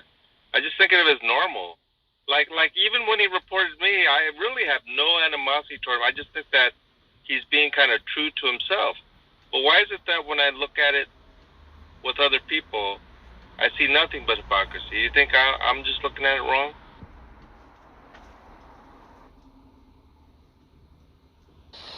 Well, I have a theory. John, you don't really have history, right? Like, I don't sort of get in the John Lee conversations that happen to go on where you say something and then they sort of pour through it with a comb for a while. That, and I don't show my name or my face, so there's no I'm not trying to add clout to myself or anything there too. So maybe you're saying that there's no personal abrasiveness between you and I, and therefore I may not have a different biased view as I do for other people. Is that what you're saying is possible? Yeah, I mean, at the very least, right? Like, we're neutral, right? Like, I wouldn't say you and I are buddies, but I wouldn't say you and I are like adversaries, right? We've never had sort of that kind of interaction either way. So I think sort of you might view my actions as sort of purely neutral. Plus, I've also, said some things that could be construed as defending you, but I've also said some things that might be construed as insulting or whatever.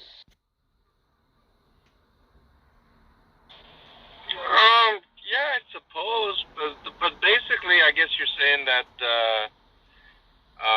there's a biasness toward my attitude, right?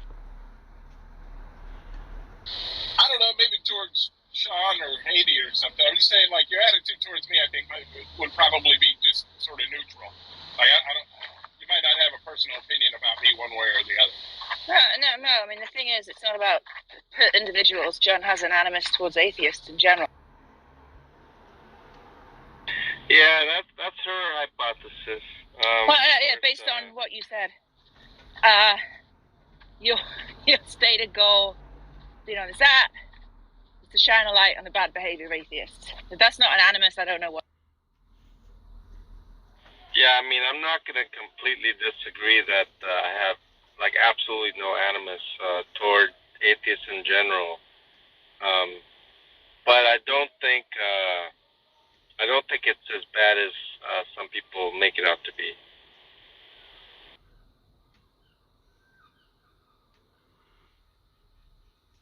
Yeah, John, you were talking earlier about the way some people, I guess, visualize their kids as eventually getting to a point where they accept Christ. You remember our friend Vin? He used to have that same. Vin and Sorry, Vin? Yeah. He used to look at atheists, not just kids. I don't think his kids are atheists, but he used to look at pretty much most all atheists as, eventual Christians. He had that optimism that most people go to heaven. And whenever he would talk to atheists, a lot of times he would say things like, well, my future sister in Christ, my future brother in Christ, or whatever. But that's sort of the optimism that he had, which, of course I disagreed with. We had a few discussions about it, but he was very much the same way. It seems like that kind of conciliatory attitude would foster better conversations. Well, I mean, when I talk to people, Johnny, I consider them potentially future Christians myself, right? I don't look at it as, oh yeah, you have no hope with, I don't look at it that way. And but as far as Vin goes, I mean, he actually had a debate with Matt about that, and I thought that I don't think it's a biblical position to think that most people are going to heaven. I think it's clear that the road to life is a narrow one, and wide is the path that leads to destruction. So I couldn't understand where he was coming from. I think it's a sort of a false optimism. Yeah, I do too. Now, I mean, I agree with you as far as what you're talking about, the potentiality. Yeah, I mean, I wouldn't just necessarily look at a person and think, well, this is one heart that God can't change. No, but as you say, from the biblical perspective, no, I don't think most people will be in heaven, and to view everyone you meet as, oh, well, I'm just meeting my new future Christian or sister or brother in Christ. No, I don't look at it that way. Yeah, I definitely don't look at it that way. Well, it's similar to this, John. Let me ask you this. You'll see a lot of street preachers. With every person that walks by, you often see the preacher says, hey, do you know that Jesus loves you? Do you know that Jesus loves you? You know, to everyone that walks by. I don't even do that. Because as you know, I think your position is the same, that God does not love everyone. So to just simply say that to everyone that walks by, I mean, I'm a little conflicted with that. Not to the point where I would pull the preacher aside and say, hey, look, man, I think what you're doing here is a disservice. No, but it's something that I wouldn't do. Well, I mean, I'm likely to ask them, how do you know that? Like Jesus died, Jesus loves you, Jesus died for you, and you know, to say that to every single stranger that they meet, like, I'm kind of like you, like, in a sense that, well, where do you get that idea? You know, It would be pretty funny like you, if I might challenge them. it'd be pretty funny if atheists challenge them too, and they say no, he doesn't. You don't even know your Bible. that would Well, really would that even would an Well, I can understand if a Calvinist would say challenge the preacher. Maybe the preacher is not a Calvinist, but would an Arminian have grounds to think the same, though? That, you know, everyone you meet, oh, this is just another person that God loves. I don't know if an Arminian would say that, would they? Maybe they would. I don't know. They do, Johnny. Oh, they do? Oh, okay. Yeah, I've seen the arguments. I've seen, I guess, Arminians. I assume they are. They view the passages like Jacob I loved, Esau I hated, as more of talking about the people and their, I guess, reaction against God. Originally, Jacob or Esau had kind of this disdain towards his birthright and towards God, had no love for God really whatsoever, according to the biblical narrative, and that they view that as God hated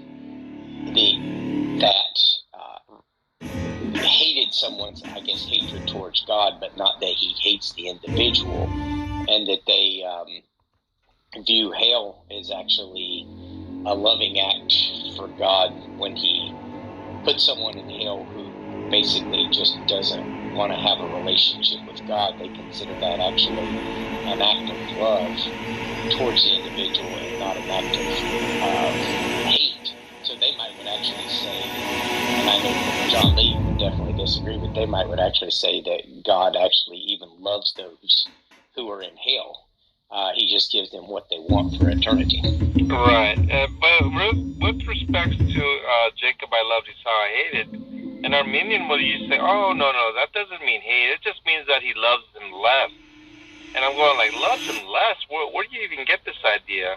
And so, you know, what I find is that they're not very educated on the Bible. I go, do you know that this passage comes from Malachi about the Edomites? And would you like to read what it says? Does this represent loves, you know, Esau less to you? And, you know, about the land being a wasteland and this and that, and God's going to do this and God's going to do that. Does that sound like loving less to you? And I just find that a lot of times some Arminians have this sort of a worldly type view of God. I call it like Care Bear Christianity, in the sense that they have these notions that are simply not biblically based. And I do think that a lot of Calvinists are very much knowledgeable about Scripture.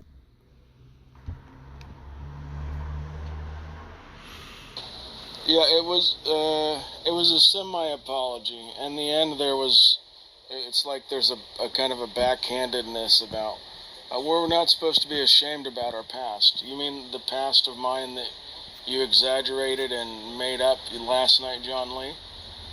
I'm not supposed to be ashamed of, like, you just going on, running your mouth on subjects and things that you don't know anything about? Give me a break.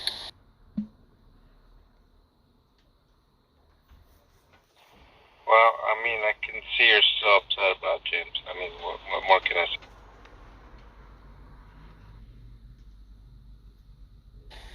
No, I mean, you're trying to justify it at the end of the statement with, well, no one should be ashamed of their past. But the same thing, you exaggerated elements of my past in an excited way in front of a room full of people yesterday, John.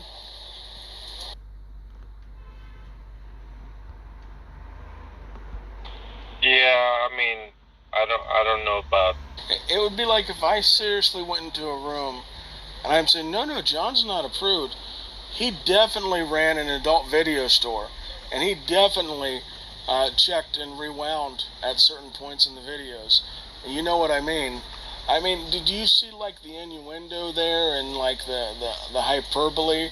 Like you weren't giving this as like, hey, it's a joke, funny, haha, let's all have a good laugh. You were literally saying, well, you know what happens at these parties? Well, that actually probably happened, James. Yeah, I mean, if somebody said that in that manner, James, then I'd be okay with it.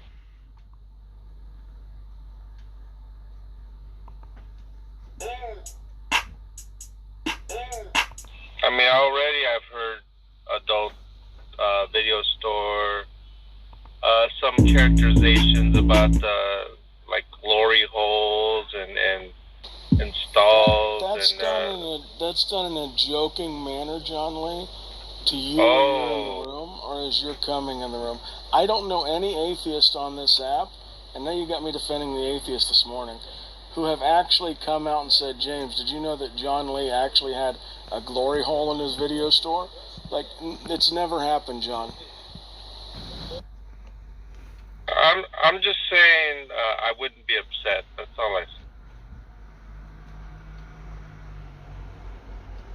Unless you don't believe me, and that's okay too. Well, John, could you just give an apology without the backhanded comment? Could you just say, James, sorry I made that stuff up. It was wrong of me. Shouldn't have done it. I apologize. Yeah, I mean, you've been interested in this for sans James Gibson. You've been interested in things like that. John, could you just admit that you were wrong, and that this and that? I mean, for whatever, Scorpion, you've been on this for the last several weeks, whether you realize it or not. Yeah, that's gaslighting. Yeah, this thing with you, John, just happened yesterday, so it hasn't been a couple of weeks. No. I'm talking to Scorpion, though. Yeah. To you. Yeah, Scorpion. What Scorpion's saying has nothing to do with you, James. That's all I'm trying to say. He's just trying to change the subject. Don't let him do it.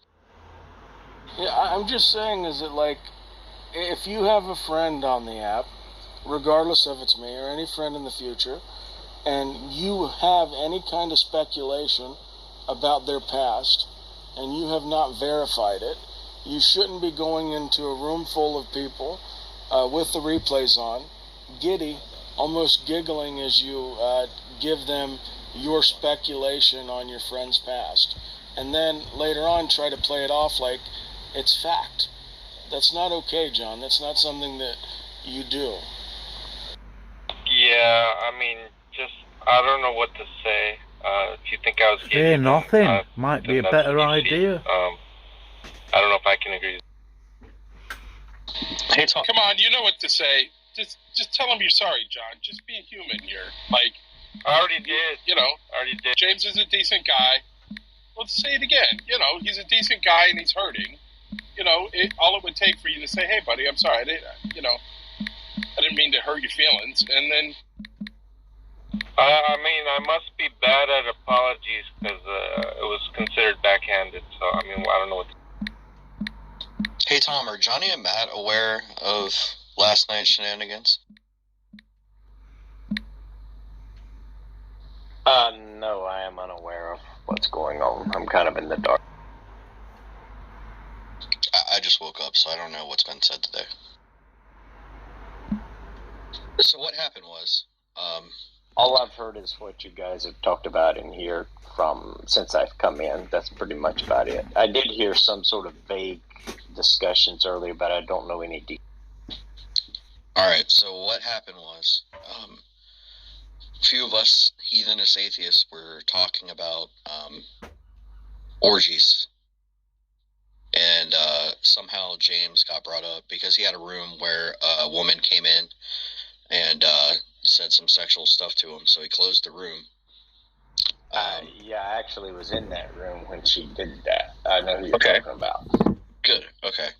So, Sean said something to the effect of, James is a prude, he must have been uncomfortable about that, he wouldn't have enjoyed that at all, and John was like, oh no, James isn't a prude at all. In fact, James used to wear a lot of makeup and go to LGBTQ sex parties. Not in those exact terms, but implying that. And basically just made up a bunch of stuff about James going to gay sex parties. And refuses to apologize for it, even though it's been demonstrated to not be true.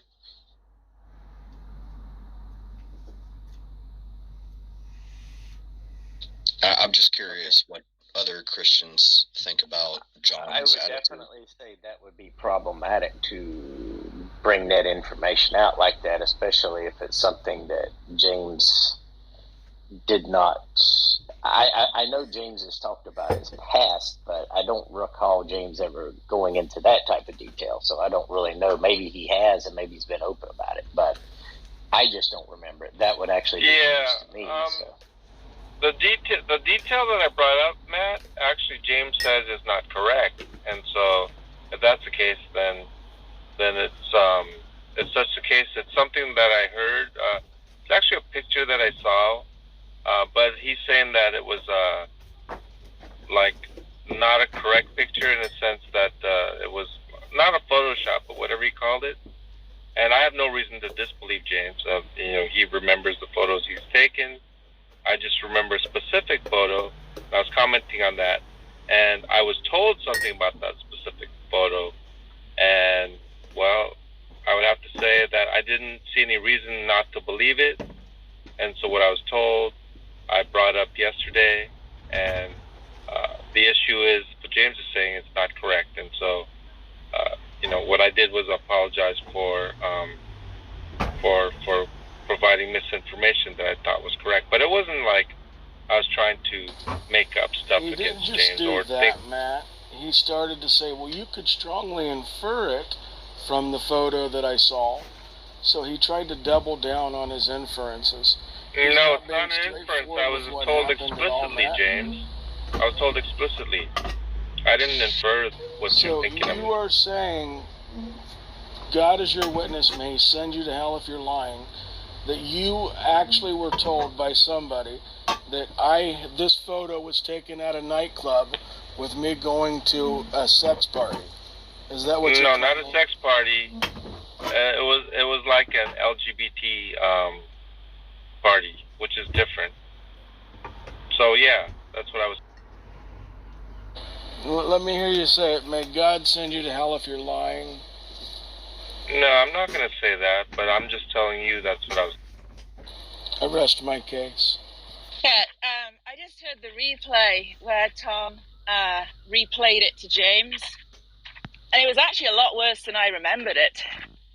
I think the insinuations were really clear,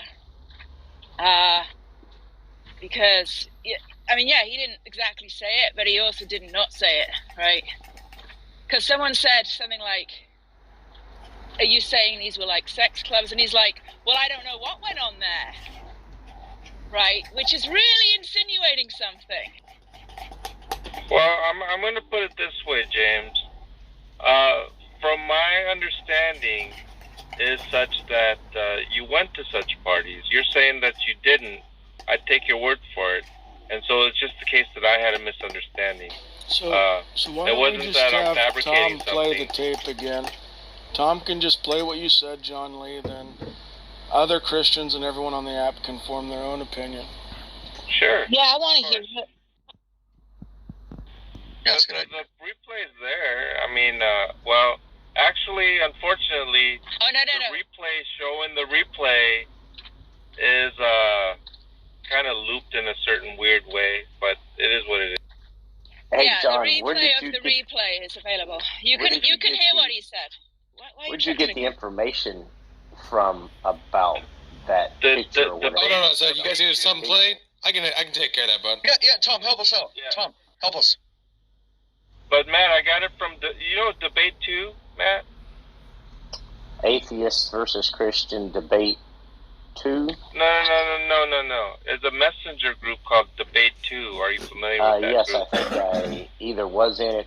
Richard Anthony Doyle created that room. Let me just get a cup of coffee because I need to get set up here because when I play this thing, I like to do a little bit of DJing, just like some random parts, I'll be right back, guys. He's very talented. Very talented. In any case, that's where I came across. That's where I came across the photo, and there's a couple people there. Well, I'm not going to mention the names, but they're married. You might know them, and they were talking about it, and. Well, I do know that James has been open about his past. Well, hang on a minute. Hang on, real quick. I don't ever remember. Hold on, just a second. James has never given any details that I recall like that, and it was more of, I think James was talking about the struggles he had in those messenger groups, because I remember being in conversations, but I just don't remember him ever going into that type of detail. So it seems like someone was just making shit up or something, and it was John Lee. Yeah, John Lee made this shit up. But James, there's a part in this recording where Sean is going to say, John, why are you just spilling these details about your friend? And I say, Sean, let John spill the tea before you reprimand him, because I was interested in what John had to say. And James, for that I apologize. That was wrong of me to do. So I just want to be transparent and show that I don't support what John said about you, especially if it's not true. John Lee told me today that, James, you admit openly that you used to be gay. Is that true?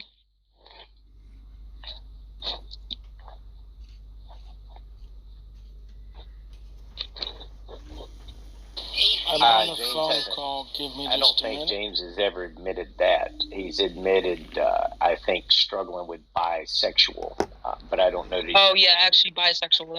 I think that was the word used. Okay. I just wanted to be sure it was true. Did this whole photo thing get cleared up? Like, what was the photo of? Was there a photo? Yeah, of? well. Hey, ready, guys?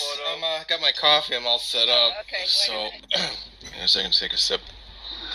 Tom, what kind of round coffee 2. do you got? Here we go again. Yeah. So here we go. All right. Let's keep it discreet, but let's bring it out into the open. Well, let the record show that I in no way offered this up or did. In fact, there was a certain person who asked that I replay it. Do you know who that person is, John? If it's James, that's cool. I have no. Yeah, it is. Yeah. Okay, so here we go. And some other people said that this woman wanted to do sexual things to James. Do you remember any of that?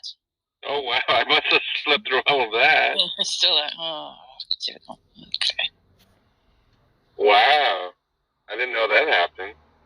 Fuck, John. I really want to know about that. I might ask him. I don't know what happened. Yeah, ask him. Ask him in back channel. Wow.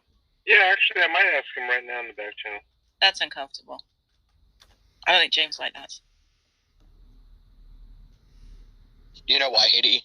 That James would be bothered by that? Why? Because he's tired. Oh. Well. Difference. Not tonight. Too tired. So, Just to me. kind of grab, like, And kind of. that people were more. It's just. I guess he put it under his club, maybe. Why would the club get deleted? I don't know. That's what he said. I guess he thought that maybe it was too explicit. I didn't think that was against the rules. It's not TOS. There's tons of rooms that are like sexy. Fucking, yeah.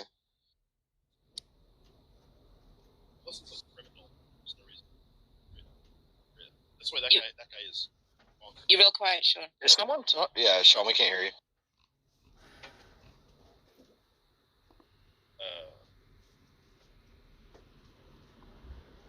It sounds like Gus. It's kind of funny for James because she got overly sexual. He said. Yeah. Which I find funny because a lot of people here don't know James how he used to be. Oh, go on. It sounds like Gus. It's kind of funny for James because she got overly sexual. He says. Yeah. Which I find funny because a lot of people here don't know James how he used to be. Because a lot of people here don't know James how he used to be. Because a lot of people here don't know James how he used to be. Oh, go on. Uh-oh. What? Am I supposed to provide details now or something? That guy is such a fucking prude. The idea that he could have been like... No, he is not a prude. Are you saying he was a party? No, he is not a prude. Are you saying he was a party? He liked to mix it up? Well, I'll tell you. I'll tell you what. Someone mentioned orgies earlier today. You used to post. Wait, no. I'm just saying. Someone mentioned this. Mix it up. Well, I'll tell you. I'll tell you what. Someone mentioned orgies earlier today. I'll tell you what. Someone mentioned orgies earlier today. I'll tell you what. Someone mentioned orgies earlier today. You used to post. Wait, no. I'm just saying. Someone mentioned it. So he used to post pictures from certain parties he used to go to, the LGBT type parties. He used to go to the LGBT type parties. Parties he used to go to, the LGBT type parties. In his area in Ohio, I guess. Why are you just like? He's just a why are you just like dumping fucking info? Like dumping fucking info. Why are you just like dumping fucking info? Why are you just like dumping fucking info about fucking James is tired? Why are you stopping? I don't think that's anything wrong with that. I don't think that's anything wrong with that. Why are you stopping? I don't think that's anything wrong with that. Why are you stopping? I don't think that's anything wrong with that. Why are you stopping? I don't think that's anything wrong with that. Keep going. Wait till after he spills the tea to yell at him for it. That's a good point. So he'd go to like gay parties, and you thought they were a bit wild. Well, the thing was that he would sometimes paint his face in some sort of What? Like how am I gonna describe this? You mean like a rave? Like that? Like? Well, it was a little bit. I thought it was a little bit feminine, and a little bit. I thought it was a little bit feminine, and a little bit. I thought it was a little bit feminine, and sort of almost. Okay, cool.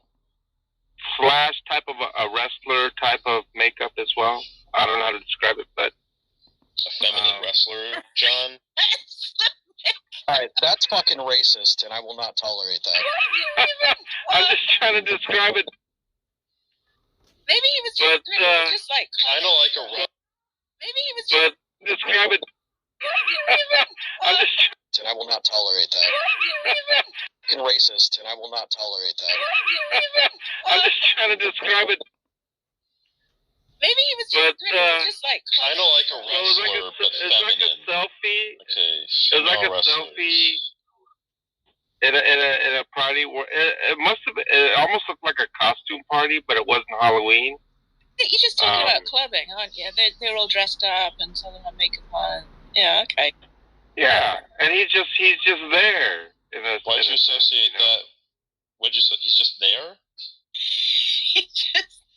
You know, like if you're gonna be at some sort of party, then you just take selfies and then you say, I'm over here at Yeah, whatever. I gotcha. Yeah, okay. Well, that doesn't sound too outrageous. What do you say? Dress up and put crazy makeup on and stuff, you know. Yeah, so why did you associate that with an orgy? No, I'm not saying he. Well, I'll tell you what. I don't know what went on over there. Yeah, so why did you associate that with an orgy?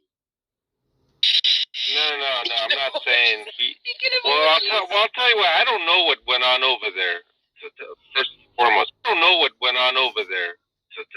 Well, I'll tell you what. I don't know what went on over there. First and foremost, but I do know it was very LGBT oriented. That much I do. LGBT oriented. That much I do know. LGBT oriented. That much I do know. LGBT oriented. That much I do know. I do know it was very LGBT oriented. That much I do know. LGBT oriented. That much I do know. And I think as far as James was concerned at the time, he was just part of the community. He was just part of the community. He was just part of the community. I think he's talked about it before. This was 2 years ago, right? Kids now and stuff, wasn't he? Well, he's always had that. He's always married. He's been married since he was like a high school kid. But still, even within marriage and with children, one can still have a certain type of how you say, like a social interaction. That you say, like a social interaction that is. Me and my girlfriend dated a couple that had kids. It's not that weird. There's lots of poly couples. No, I just assumed that. Okay, I guess you're right. I guess he has been married a long time. Yeah. Okay, all right. But then, once he became Christian, he became sort of a stay away from that culture. Whatever he decided about it, and then you have him today. He's not about that life anymore. He's not. Yeah, that's the best. He's not about that life anymore. He's not. Yeah, that's the best way to say it. Life anymore. He's not. Yeah, that's the best way to say it. Yeah.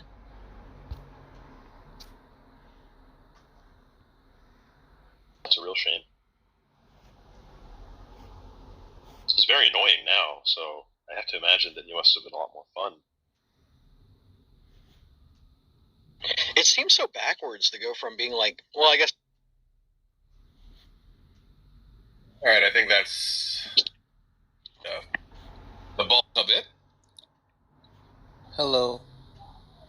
Sorry, I'm new to the stage. Thank you.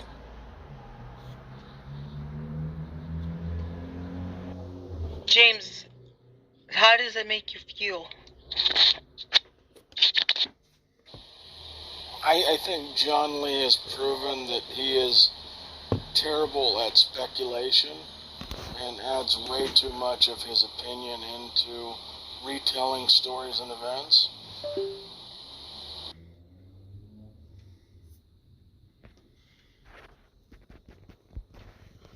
Now, after you heard what you heard, John Lee this morning said that it was the case that the atheists were taking digs at James's tire.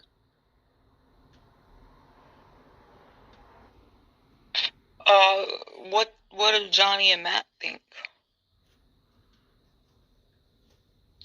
I think, from my view, I think that John, I don't know if this is kind of a struggle with John or what, but it seems like in situations like this, when it comes to people's private lives, John seems to have a lot of information but sometimes the information he presents maybe isn't accurate. Maybe it comes from someone who's intentionally trying to twist things. I know when Justin was being indicted, or his charges were being brought, I know John had said one thing about Justin, and then Justin I had heard actually say something opposite. Now maybe Justin had changed his position, because I thought that John had said Justin was going to plea, but then Justin had told me had said in a room we were in that he was going to fight, and it was going to go to trial.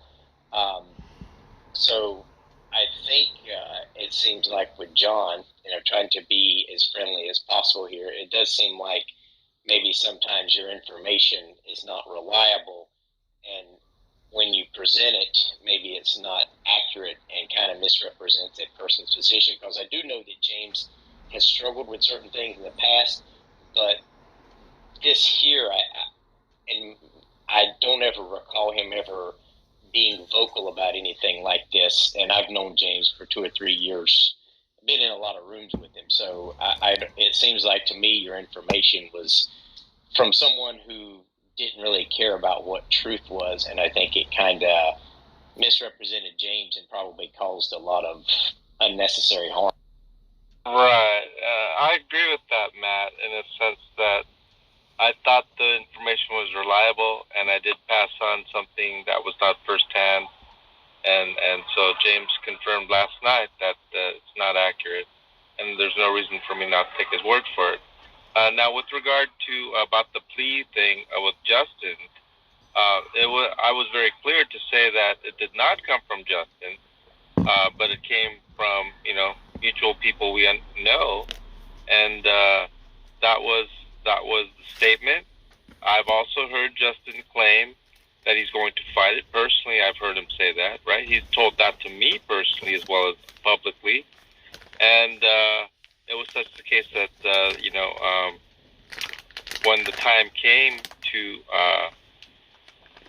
when he went to court and so forth. In fact, he's going back again on the 11th, which is 5 days from now. The speculation is still, from informed sources that I trust, is that he's still working to make a plea. And so, yes, you're correct. There are conflicting statements.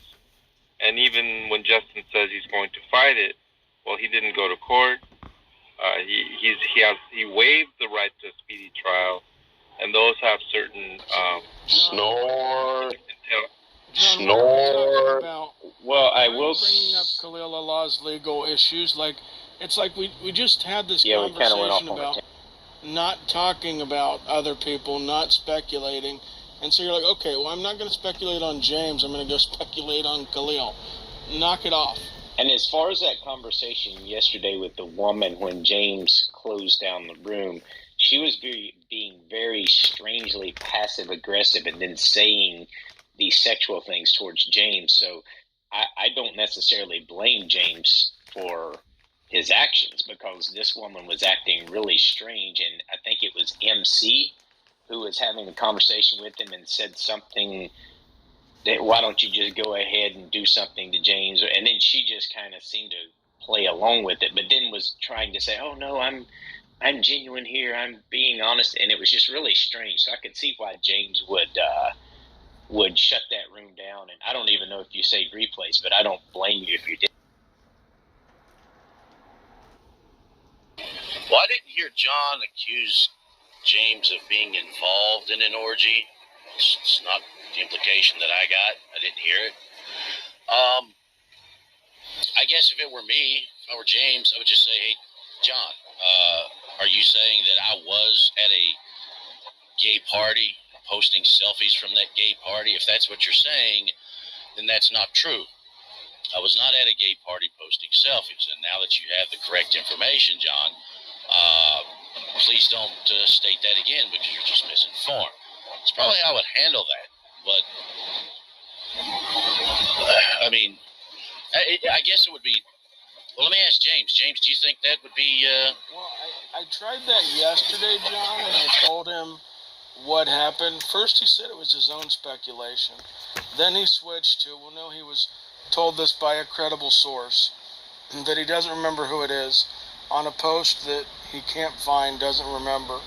And so I think that John Lee put his foot in his mouth with the speculation, and to save face, instead of saying, hey, I messed up, I implied something I shouldn't, took liberty with somebody's past that I don't know anything about. He's trying to double down to try to give some justification that some mystery person said that I was posting photos from events that can possibly be this. Like, it's ridiculous, Johnny. Yeah, I mean, I denied speculation all night, so I don't know where you get this idea that I claimed I was speculating. I'm I was sure accused Tom of Rabbit speculating. can find it, but you said, given the photo, given what I was told, one could speculate. I know that quote is out there. You said that exact quote yesterday, John. A little bit after they were playing this video back to you. Is that what you remember, Tom, that I acknowledged speculating? I don't have a specific recollection of that, but... Didn't I deny it several times? I think so. But that's not I mean, you could... That's you my oftentimes point. contradict yourself. I don't know what James is hearing, but he said just right now that I acknowledged speculating, that I changed my mind or something, and I don't agree with that now.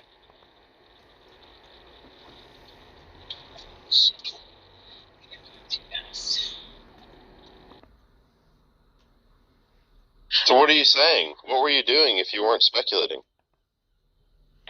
I was repeating information that was given to me that James is saying. Well, how is that true. better?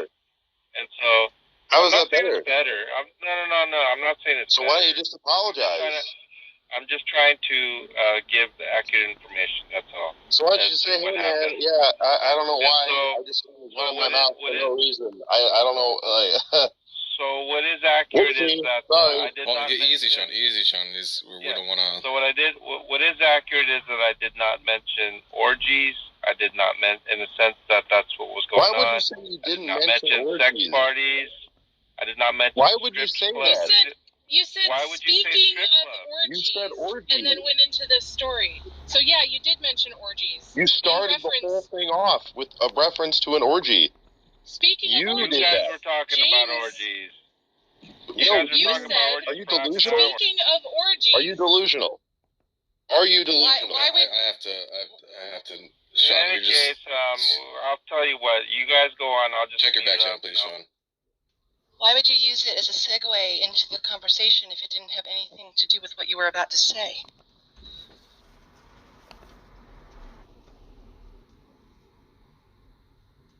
Yeah, like I said, I'm just going to remain silent.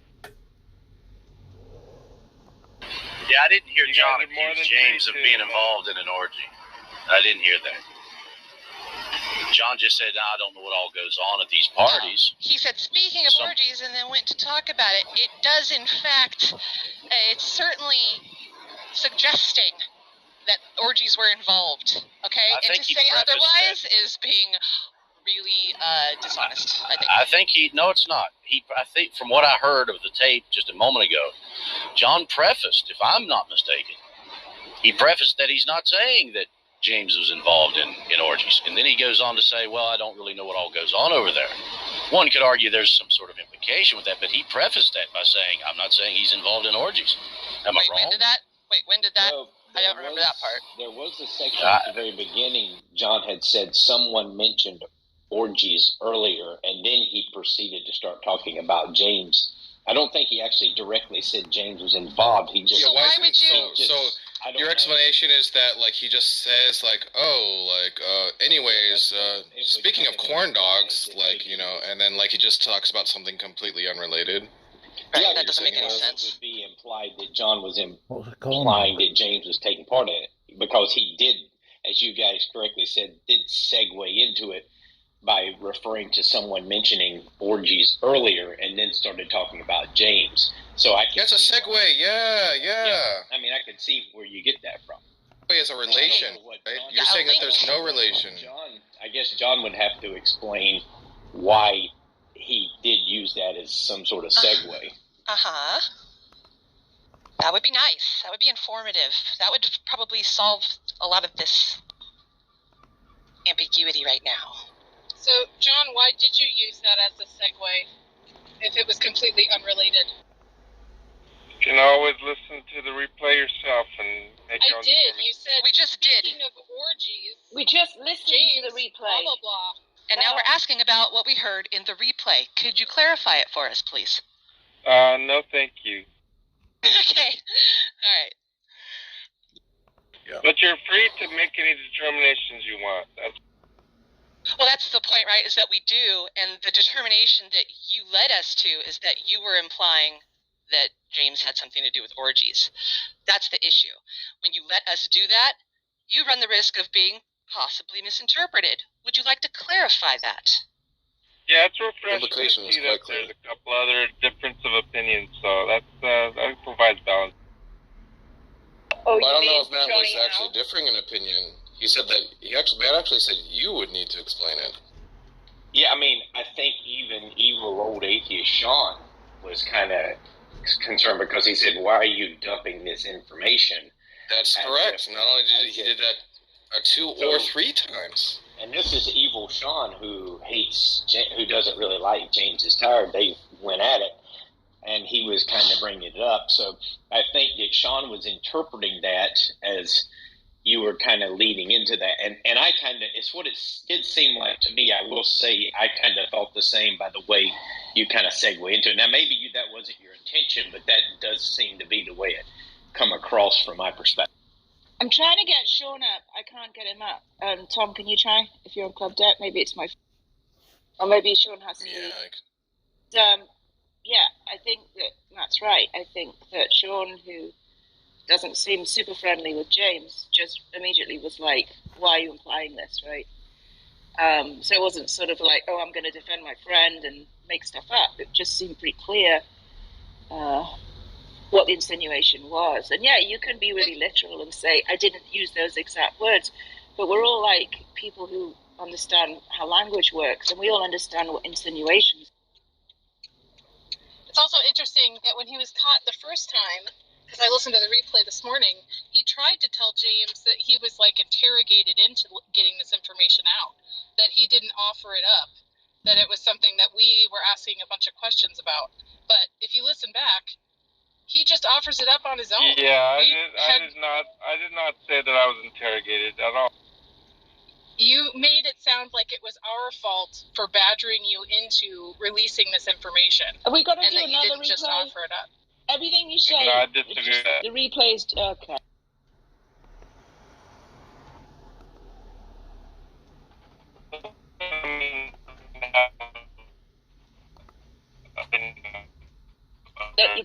You're breaking up. Okay. Yeah, well, if James has never been to a pride parade, he's never been to an LGBT party, whatever, then James could just simply say, look, John, the information that you got is erroneous. I was not there. I've never been there. And what you're stating is false. Please don't say that again. I think John would say, okay, no problem. Say that, Johnny. No. He did that I accepted yesterday. the correction immediately. No, But that's you what didn't I'm saying, apologize. Johnny. He did tell me that immediately, and I accepted the information immediately. But you didn't apologize. No, I think when you they're did very apologize. dependent on many Not people. that night. He did it today. But he refused to apologize last night. I think it's even not so much about the information. I think it's just about the fact that he was insinuating stuff, right? Yeah, I mean, there's a timestamp, and it's not just 2 hours ago. I'll tell you that much.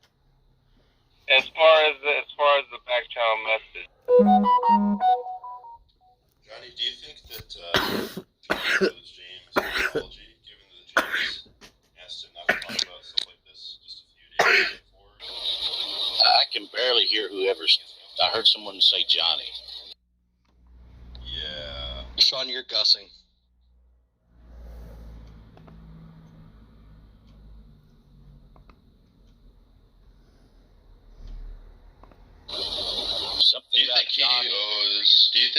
John Lee owes James an apology, given that James asked him not to talk about this kind of stuff just a couple days before he started running his mouth about it for no reason? Well, I think he would need to apologize for being in error, which brought some sort of harm, in a sense, to James. And from what I understand, John did apologize, right? Okay, cool. Anyone interested in what I wrote, James, 10 hours ago? Yesterday he was refusing to apologize. He said he didn't need to apologize. James said it would be nice if he apologized. He wouldn't say anything. I never said I didn't need to apologize. That's more misrepresentation among your lies about strip clubs. Oh, so you did need to apologize? That's what I thought. You did? You did, but then you didn't?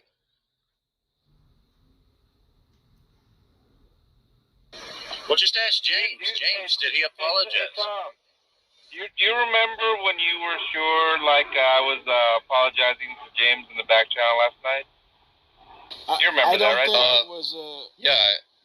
I don't think it was a sincere apology, Johnny, because at the end of the apology... And so, I understand, James, but I mean... Well, Johnny asked me if I thought that if you apologized or if I thought it was sincere. No, because at the end, he tried to justify... I think this is justification. Maybe I'm misinterpreting. I'll read what he said to everyone. Sure. It says, let me see. But with regards to mentioning your past, I honestly don't think our past as Christians are something to be ashamed about. So he's trying to give justification for him still talking about my past. That's how I took that. In other words, he only apologized because he was forced to, not because he thinks he did anything wrong. Is it possible to read it? It's a 12:18. That's about 11 hours ago that I sent the message, right? It was actually minutes after Tom was discussing about back channel. I don't know if you were asleep. Tom had left, or he was still there. In fact, he had left several minutes later. Well, to read something that you said in private would just be virtue signaling. And so I mean, if you want me to read it, James, because you seem to read just a part of it. Is it okay with you if I read the entire message? I mean, I'll read it in its entirety, John. I have no issue doing that. He starts I would think that it's better if it comes from my voice because it's my words. Well, it starts off as John apologizing, and then he puts a second paragraph in. It says, "Hey, James, I don't want to make this complicated. I said some things that you obviously are not happy about. I meant no harm by the information I disclosed. And if I was inaccurate, I apologize." Then he put, "I'm glad that you mentioned they are deriving some sick pleasure out of this drama, because that's exactly what's going on.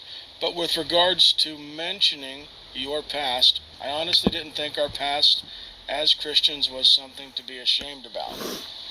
So there's that justification, John, about still mentioning my past. Yeah, that's a real shitty apology, in my opinion. And the other thing about that is that what good is a private apology for a public offense? Like, what good does that do anybody? Yeah. Well, no, John Lee said, if I said something that wasn't true, then I apologize. So he's only apologizing for stuff he said that wasn't true, not for That's true. any other stuff that was. Yeah, he's just saying that, like, the gossip that I recounted, that was inaccurate. I'm sorry that it was inaccurate. I'm sorry. Right. Next time when I talk about you, I'll try to be, like, more, like, make sure that the juiciest, choicest stuff is, like, got citations. Right.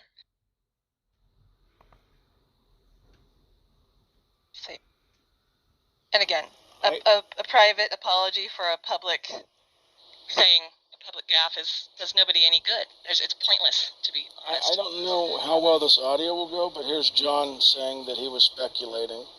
Oh, wow. What the fuck, John? Yeah, I mean, I think there's a little bit of speculation in there, James. I agree, because there's a specific photo I'm thinking of in mind, and it was talked about. So it's really something that I heard about the photo. You heard something about. I don't know if it was Sadie Marie.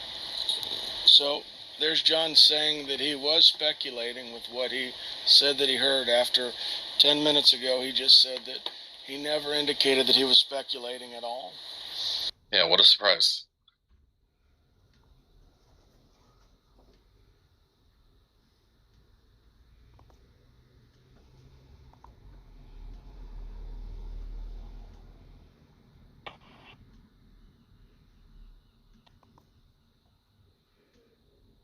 I always felt as a Christian would be ashamed of their past, which is why they're a Christian now.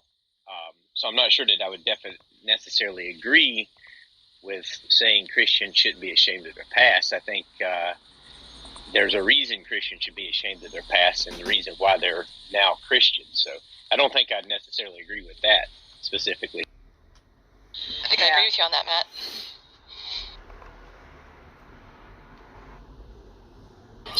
No, Matt, it's not speaking in the sense of a past of something that I would say I'm proud of, but it's speaking in terms of presenting the testimonial from where one comes from to where they are now because of Jesus Christ. That's the intent behind that. It's not simply to talk about it in the sense of, oh, hey, guess look what I used to do. That was pretty cool. No. Yeah, I agree with you. I still don't know that you should. I still think it's right to have a sense of shame about it, though, because I think that's the whole idea. Because I think if you don't have that sense of remorse and sense of shame, then it would almost tend to romanticize it. And I know it seems like to me sometimes when I've seen particularly mega church pastors and stuff, and people going up on stage, it seems like the best testimonials, you always see the testimonials of the people who were really rough, really, players, druggies, doing all of this kind of stuff, just really living the nightlife, partying it up. You don't ever see anybody painting their faces, going to LGBTQ affairs, those are the best, best types, right? Yeah, you don't ever really see that, but you also don't ever really see someone say, I was just a good person, that I tried to do good, I never did, and then I realized, no, I'm a sinner as well. You don't see those testimonials, which to me are also, testimony. But I was just thinking that you should be ashamed of your past in that regard in some instances. So I could see where James would not want some of that information coming out unless he was giving the testimonial himself. Yeah, John, do you still think that the people chastising you were just virtue signaling? Yeah, I don't even know what you mean by virtue signaling. I've heard a lot of statements with regard to that term. You talk about virtue signaling all the time. That's your phrase. What do you mean by? It's actually not my phrase. Oh, okay. Cancel culture is my phrase, as well as double standards. Okay. So those are my phrases. All right. So you would agree that. So you agree that they weren't. Well, let's say virtue signaling is like kind of pretending to have a sort of moral outrage when really it's got other motivations. How about that? Do you accept that? Yeah. To be honest, I've been listening intently on what you guys consider virtue signaling. I haven't quite. You're the one who. I haven't quite understood what you guys mean by that. Wow. He calls people virtue signaling, and then he's like, "You're the ones who use that term. You're the ones who have a definite." I don't. You did it use just that yesterday. term, Adi. You just did that yesterday with Sean. You said Sean was virtue signaling. Just yesterday. That's true, John. You're saying Sean was virtue signaling. If it was the case. You don't remember that either? How many days you gotta play for you before you actually start questioning your own fucking memory? Your piss poor memory. If it was the case that someone brought up the term and I responded to it by using that term, I might be able to see that happening. But by me initiating that term unsolicited and responsive, I just don't use that term. We're just saying you used the term and it wasn't like you would... I'm just trying to say this, okay? I really don't know what that term means fully. Wow. I kind of have an idea. That's what I'm trying to say. Okay, well, it means the same thing as the stuff that you like to use, right? Double standard, looking to explain things to a 5-year-old. Feigned outrage. You use that one. Said that if he was bringing things up in public, that it must be fake and he's insincere and that he was feigning outrage. Does anyone believe? I mean, come on. You can't expect anyone to believe that you just don't know what virtue signaling. You thought that he should have sent you a private message. Disingenuity. Or sent Daniel a private message, Maybe. excuse me.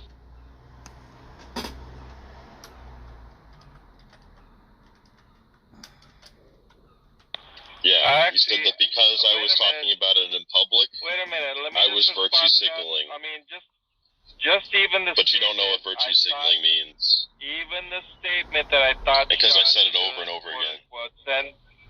Even the statement that I think Sean should have sent Daniel a private Yes, message. I know. You didn't ridiculous. say should. You didn't It's say utterly should. ridiculous. What you It's not said was ridiculous. what you said was that if it were you would have sent a private message, implying that that's what Sean should have done. That was my own editorializing. But you said, if I were outraged about something, I would send a private message. If I were to say it out in public, it would mean that I was feigning outrage. No, that's not even close. I did ask if Sean sent the private message, and he said no. And if I had a response, Yeah, why'd you ask that? Why'd you ask that?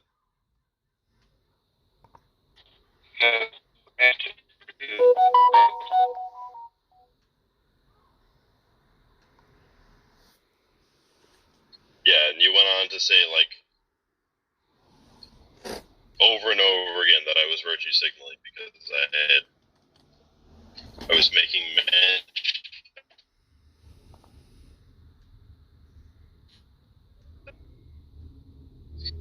Which is just like. Everybody breaking up? Yeah. Everyone's Can't hear breaking you, up for me. Yeah, there's some further things I would like to discuss about this issue, but for me personally, I'll just take that discussion up with John and James and Matt as an in-house thing. In-house? Yeah, in-house, right? Yeah, Yes. The thing you guys don't, like, yeah.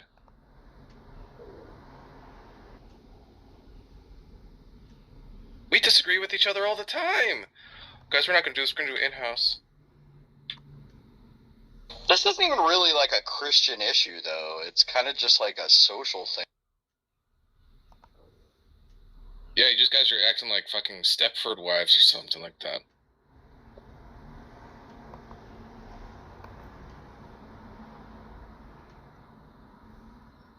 Like, you don't want the atheists to know that you, like, poop or some shit. It's, like, fucking ridiculous.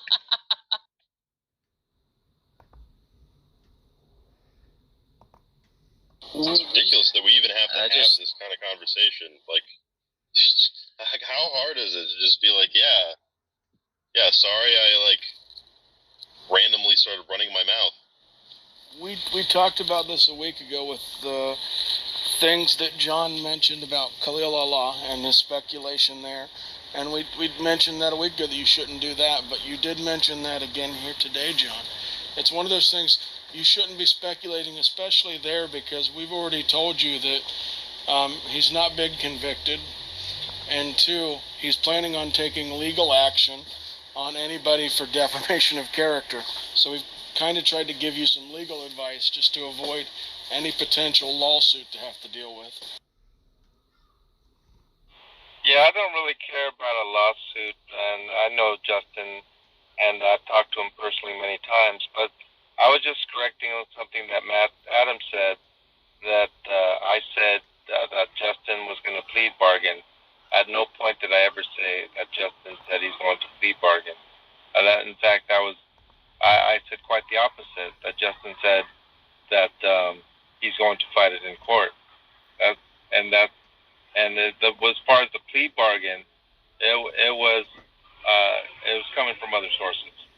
What you said in the room when we told you, John, to not speculate, was you clearly said you heard from a lawyer, this lawyer friend, who I'm sure I know who you're talking about because you heavily implied it, told you that he was pushing this off because he was going to try to get a better plea deal down the road, and that you thought he was going to plea. That was what you said in the room a week ago or 2 weeks ago. If you've you pride yourself on how you have like the best and like most up-to-date information on Khalil. Unfortunately, they talk about him a lot on Messenger as we speak. I heard it. I was in the room. Unfortunately, yeah, you're just like your arms being twisted when you mention it. Yeah. Of which I rarely go to. I'm messaged all the time to go to that particular group. So a private messenger conversation where we're talking about somebody who we've known for years is very different than going into public rooms and with replays and speculating about your friend, implying you know what they're going to do in court. And you just said that you've talked to Justin and he's indicated to you that he's not doing that. So all this being said, John, don't speculate about people on situations like this. Just avoid it. Well, I don't think I'm speculating. That's what I'm saying. And once again, we're using that word again. I'm not speculating anything.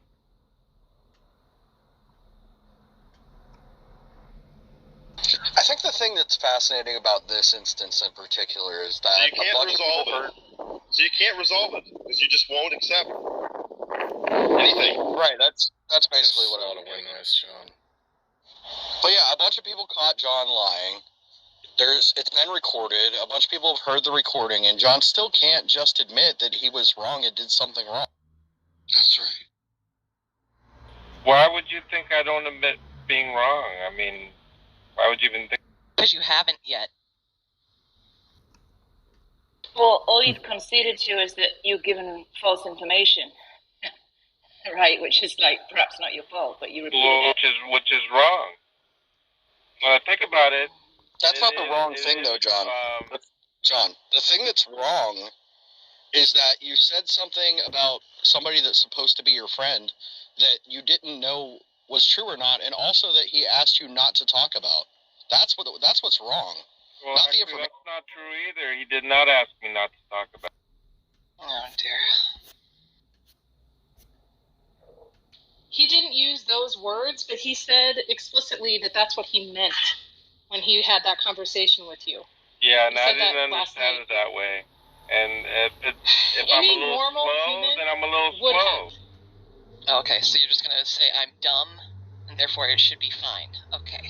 I'm just contesting that I was told not to speak about it. That's false.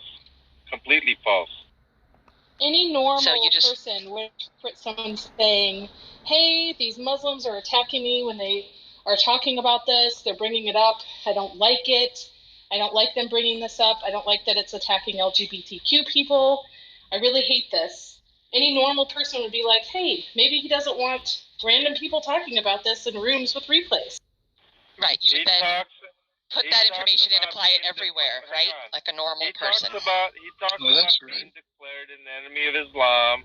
He talks about that as well. I consider those two statements in the same vein, and as far as a response for me, in that sense, I just take it as information as to what's going on with his life. Now, I don't take any of those type of comments. Those two statements are not in the same vein, John. I do think they're in the same vein. They're not in the same vein. One is you speculating about my past due to personal details that I've revealed over the past couple of years of knowing you and other people. The other one is, hey, this Muslim YouTuber publicly said this, so I shouldn't go to any countries with Sharia law because I could be in danger. And so in doing so, John, by you keep repeating that, there's other problems. But they're completely different. Like, one does not... no, they're not different, James. I'll give you an example. If I were to talk about, James said this about the Prophet, or this about the Quran, or this about... I don't think it would be in a sense of, well, you heard, John, that I'm declared an enemy of Islam, and you're speculating or speaking or whatever of something that's considered, something dangerous, then I don't think it'd be anything different. And I probably have mentioned certain things that you've criticized Islam about in those rooms, and the response by the Muslims about that, and I mentioned that about Cyrus as well. And so, I don't consider those statements problematic, even though some of the statements. Now, there's a certain person in the room that had mentioned, shown pictures about Muhammad's diapers. Now that, I'm not going to mention the name. I mean, that's like a different level, in a sense that I would, like, if it was in you, I wouldn't mention it either. And so maybe I have my own twisted standards, James, but maybe it's just the case that maybe my view is way out of alignment with the general consensus, and if that's the case, then I don't mind pleading guilty to that.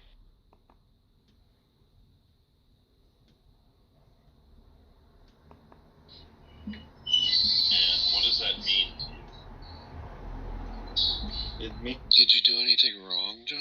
Just want to know if it's yes, I already. In the ultimate sense, you just seem to affirm that it was. Yes, it is meaningless. Okay. What was the wrong thing? I already mentioned it. Well, with regard to giving out information that I thought was accurate, but it wasn't. It was irresponsible to just put out information assuming something's true. That's number one. But more importantly, in this particular situation, it was I didn't have the wherewithal to think that it was a sensitive topic to James.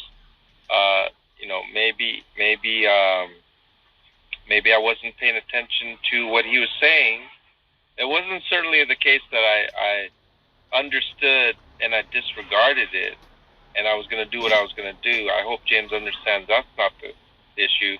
It was not the case that I was trying to mock him or belittle him or make it salacious in any way.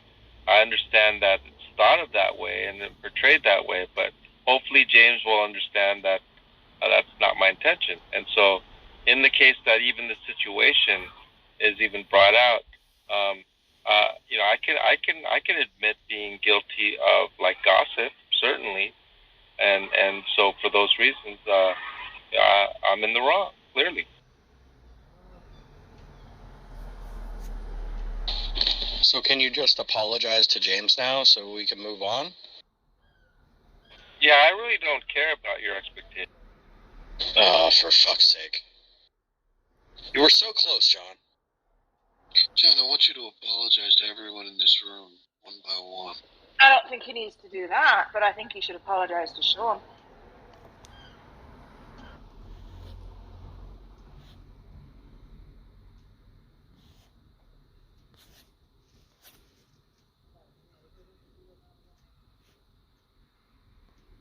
Yeah, I don't think we should try to get anything out of John Lee. I just want to know what James thinks. James, do you think anyone...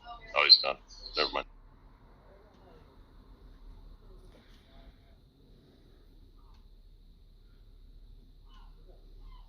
Dude, even with that whole, like, diatribe, laden with, like, the justifications and the excuses, not really clear on what exactly he did wrong.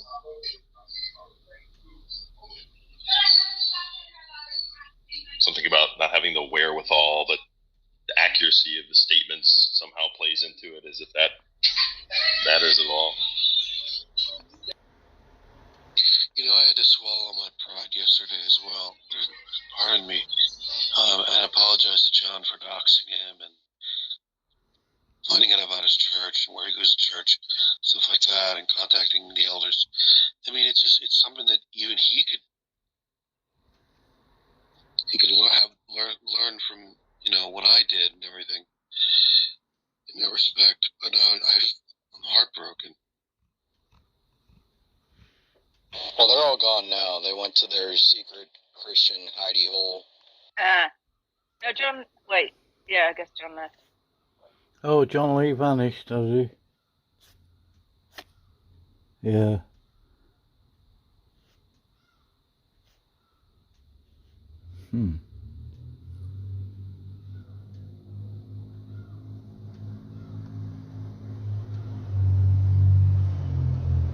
I still know his obsession with dishonesty. Like,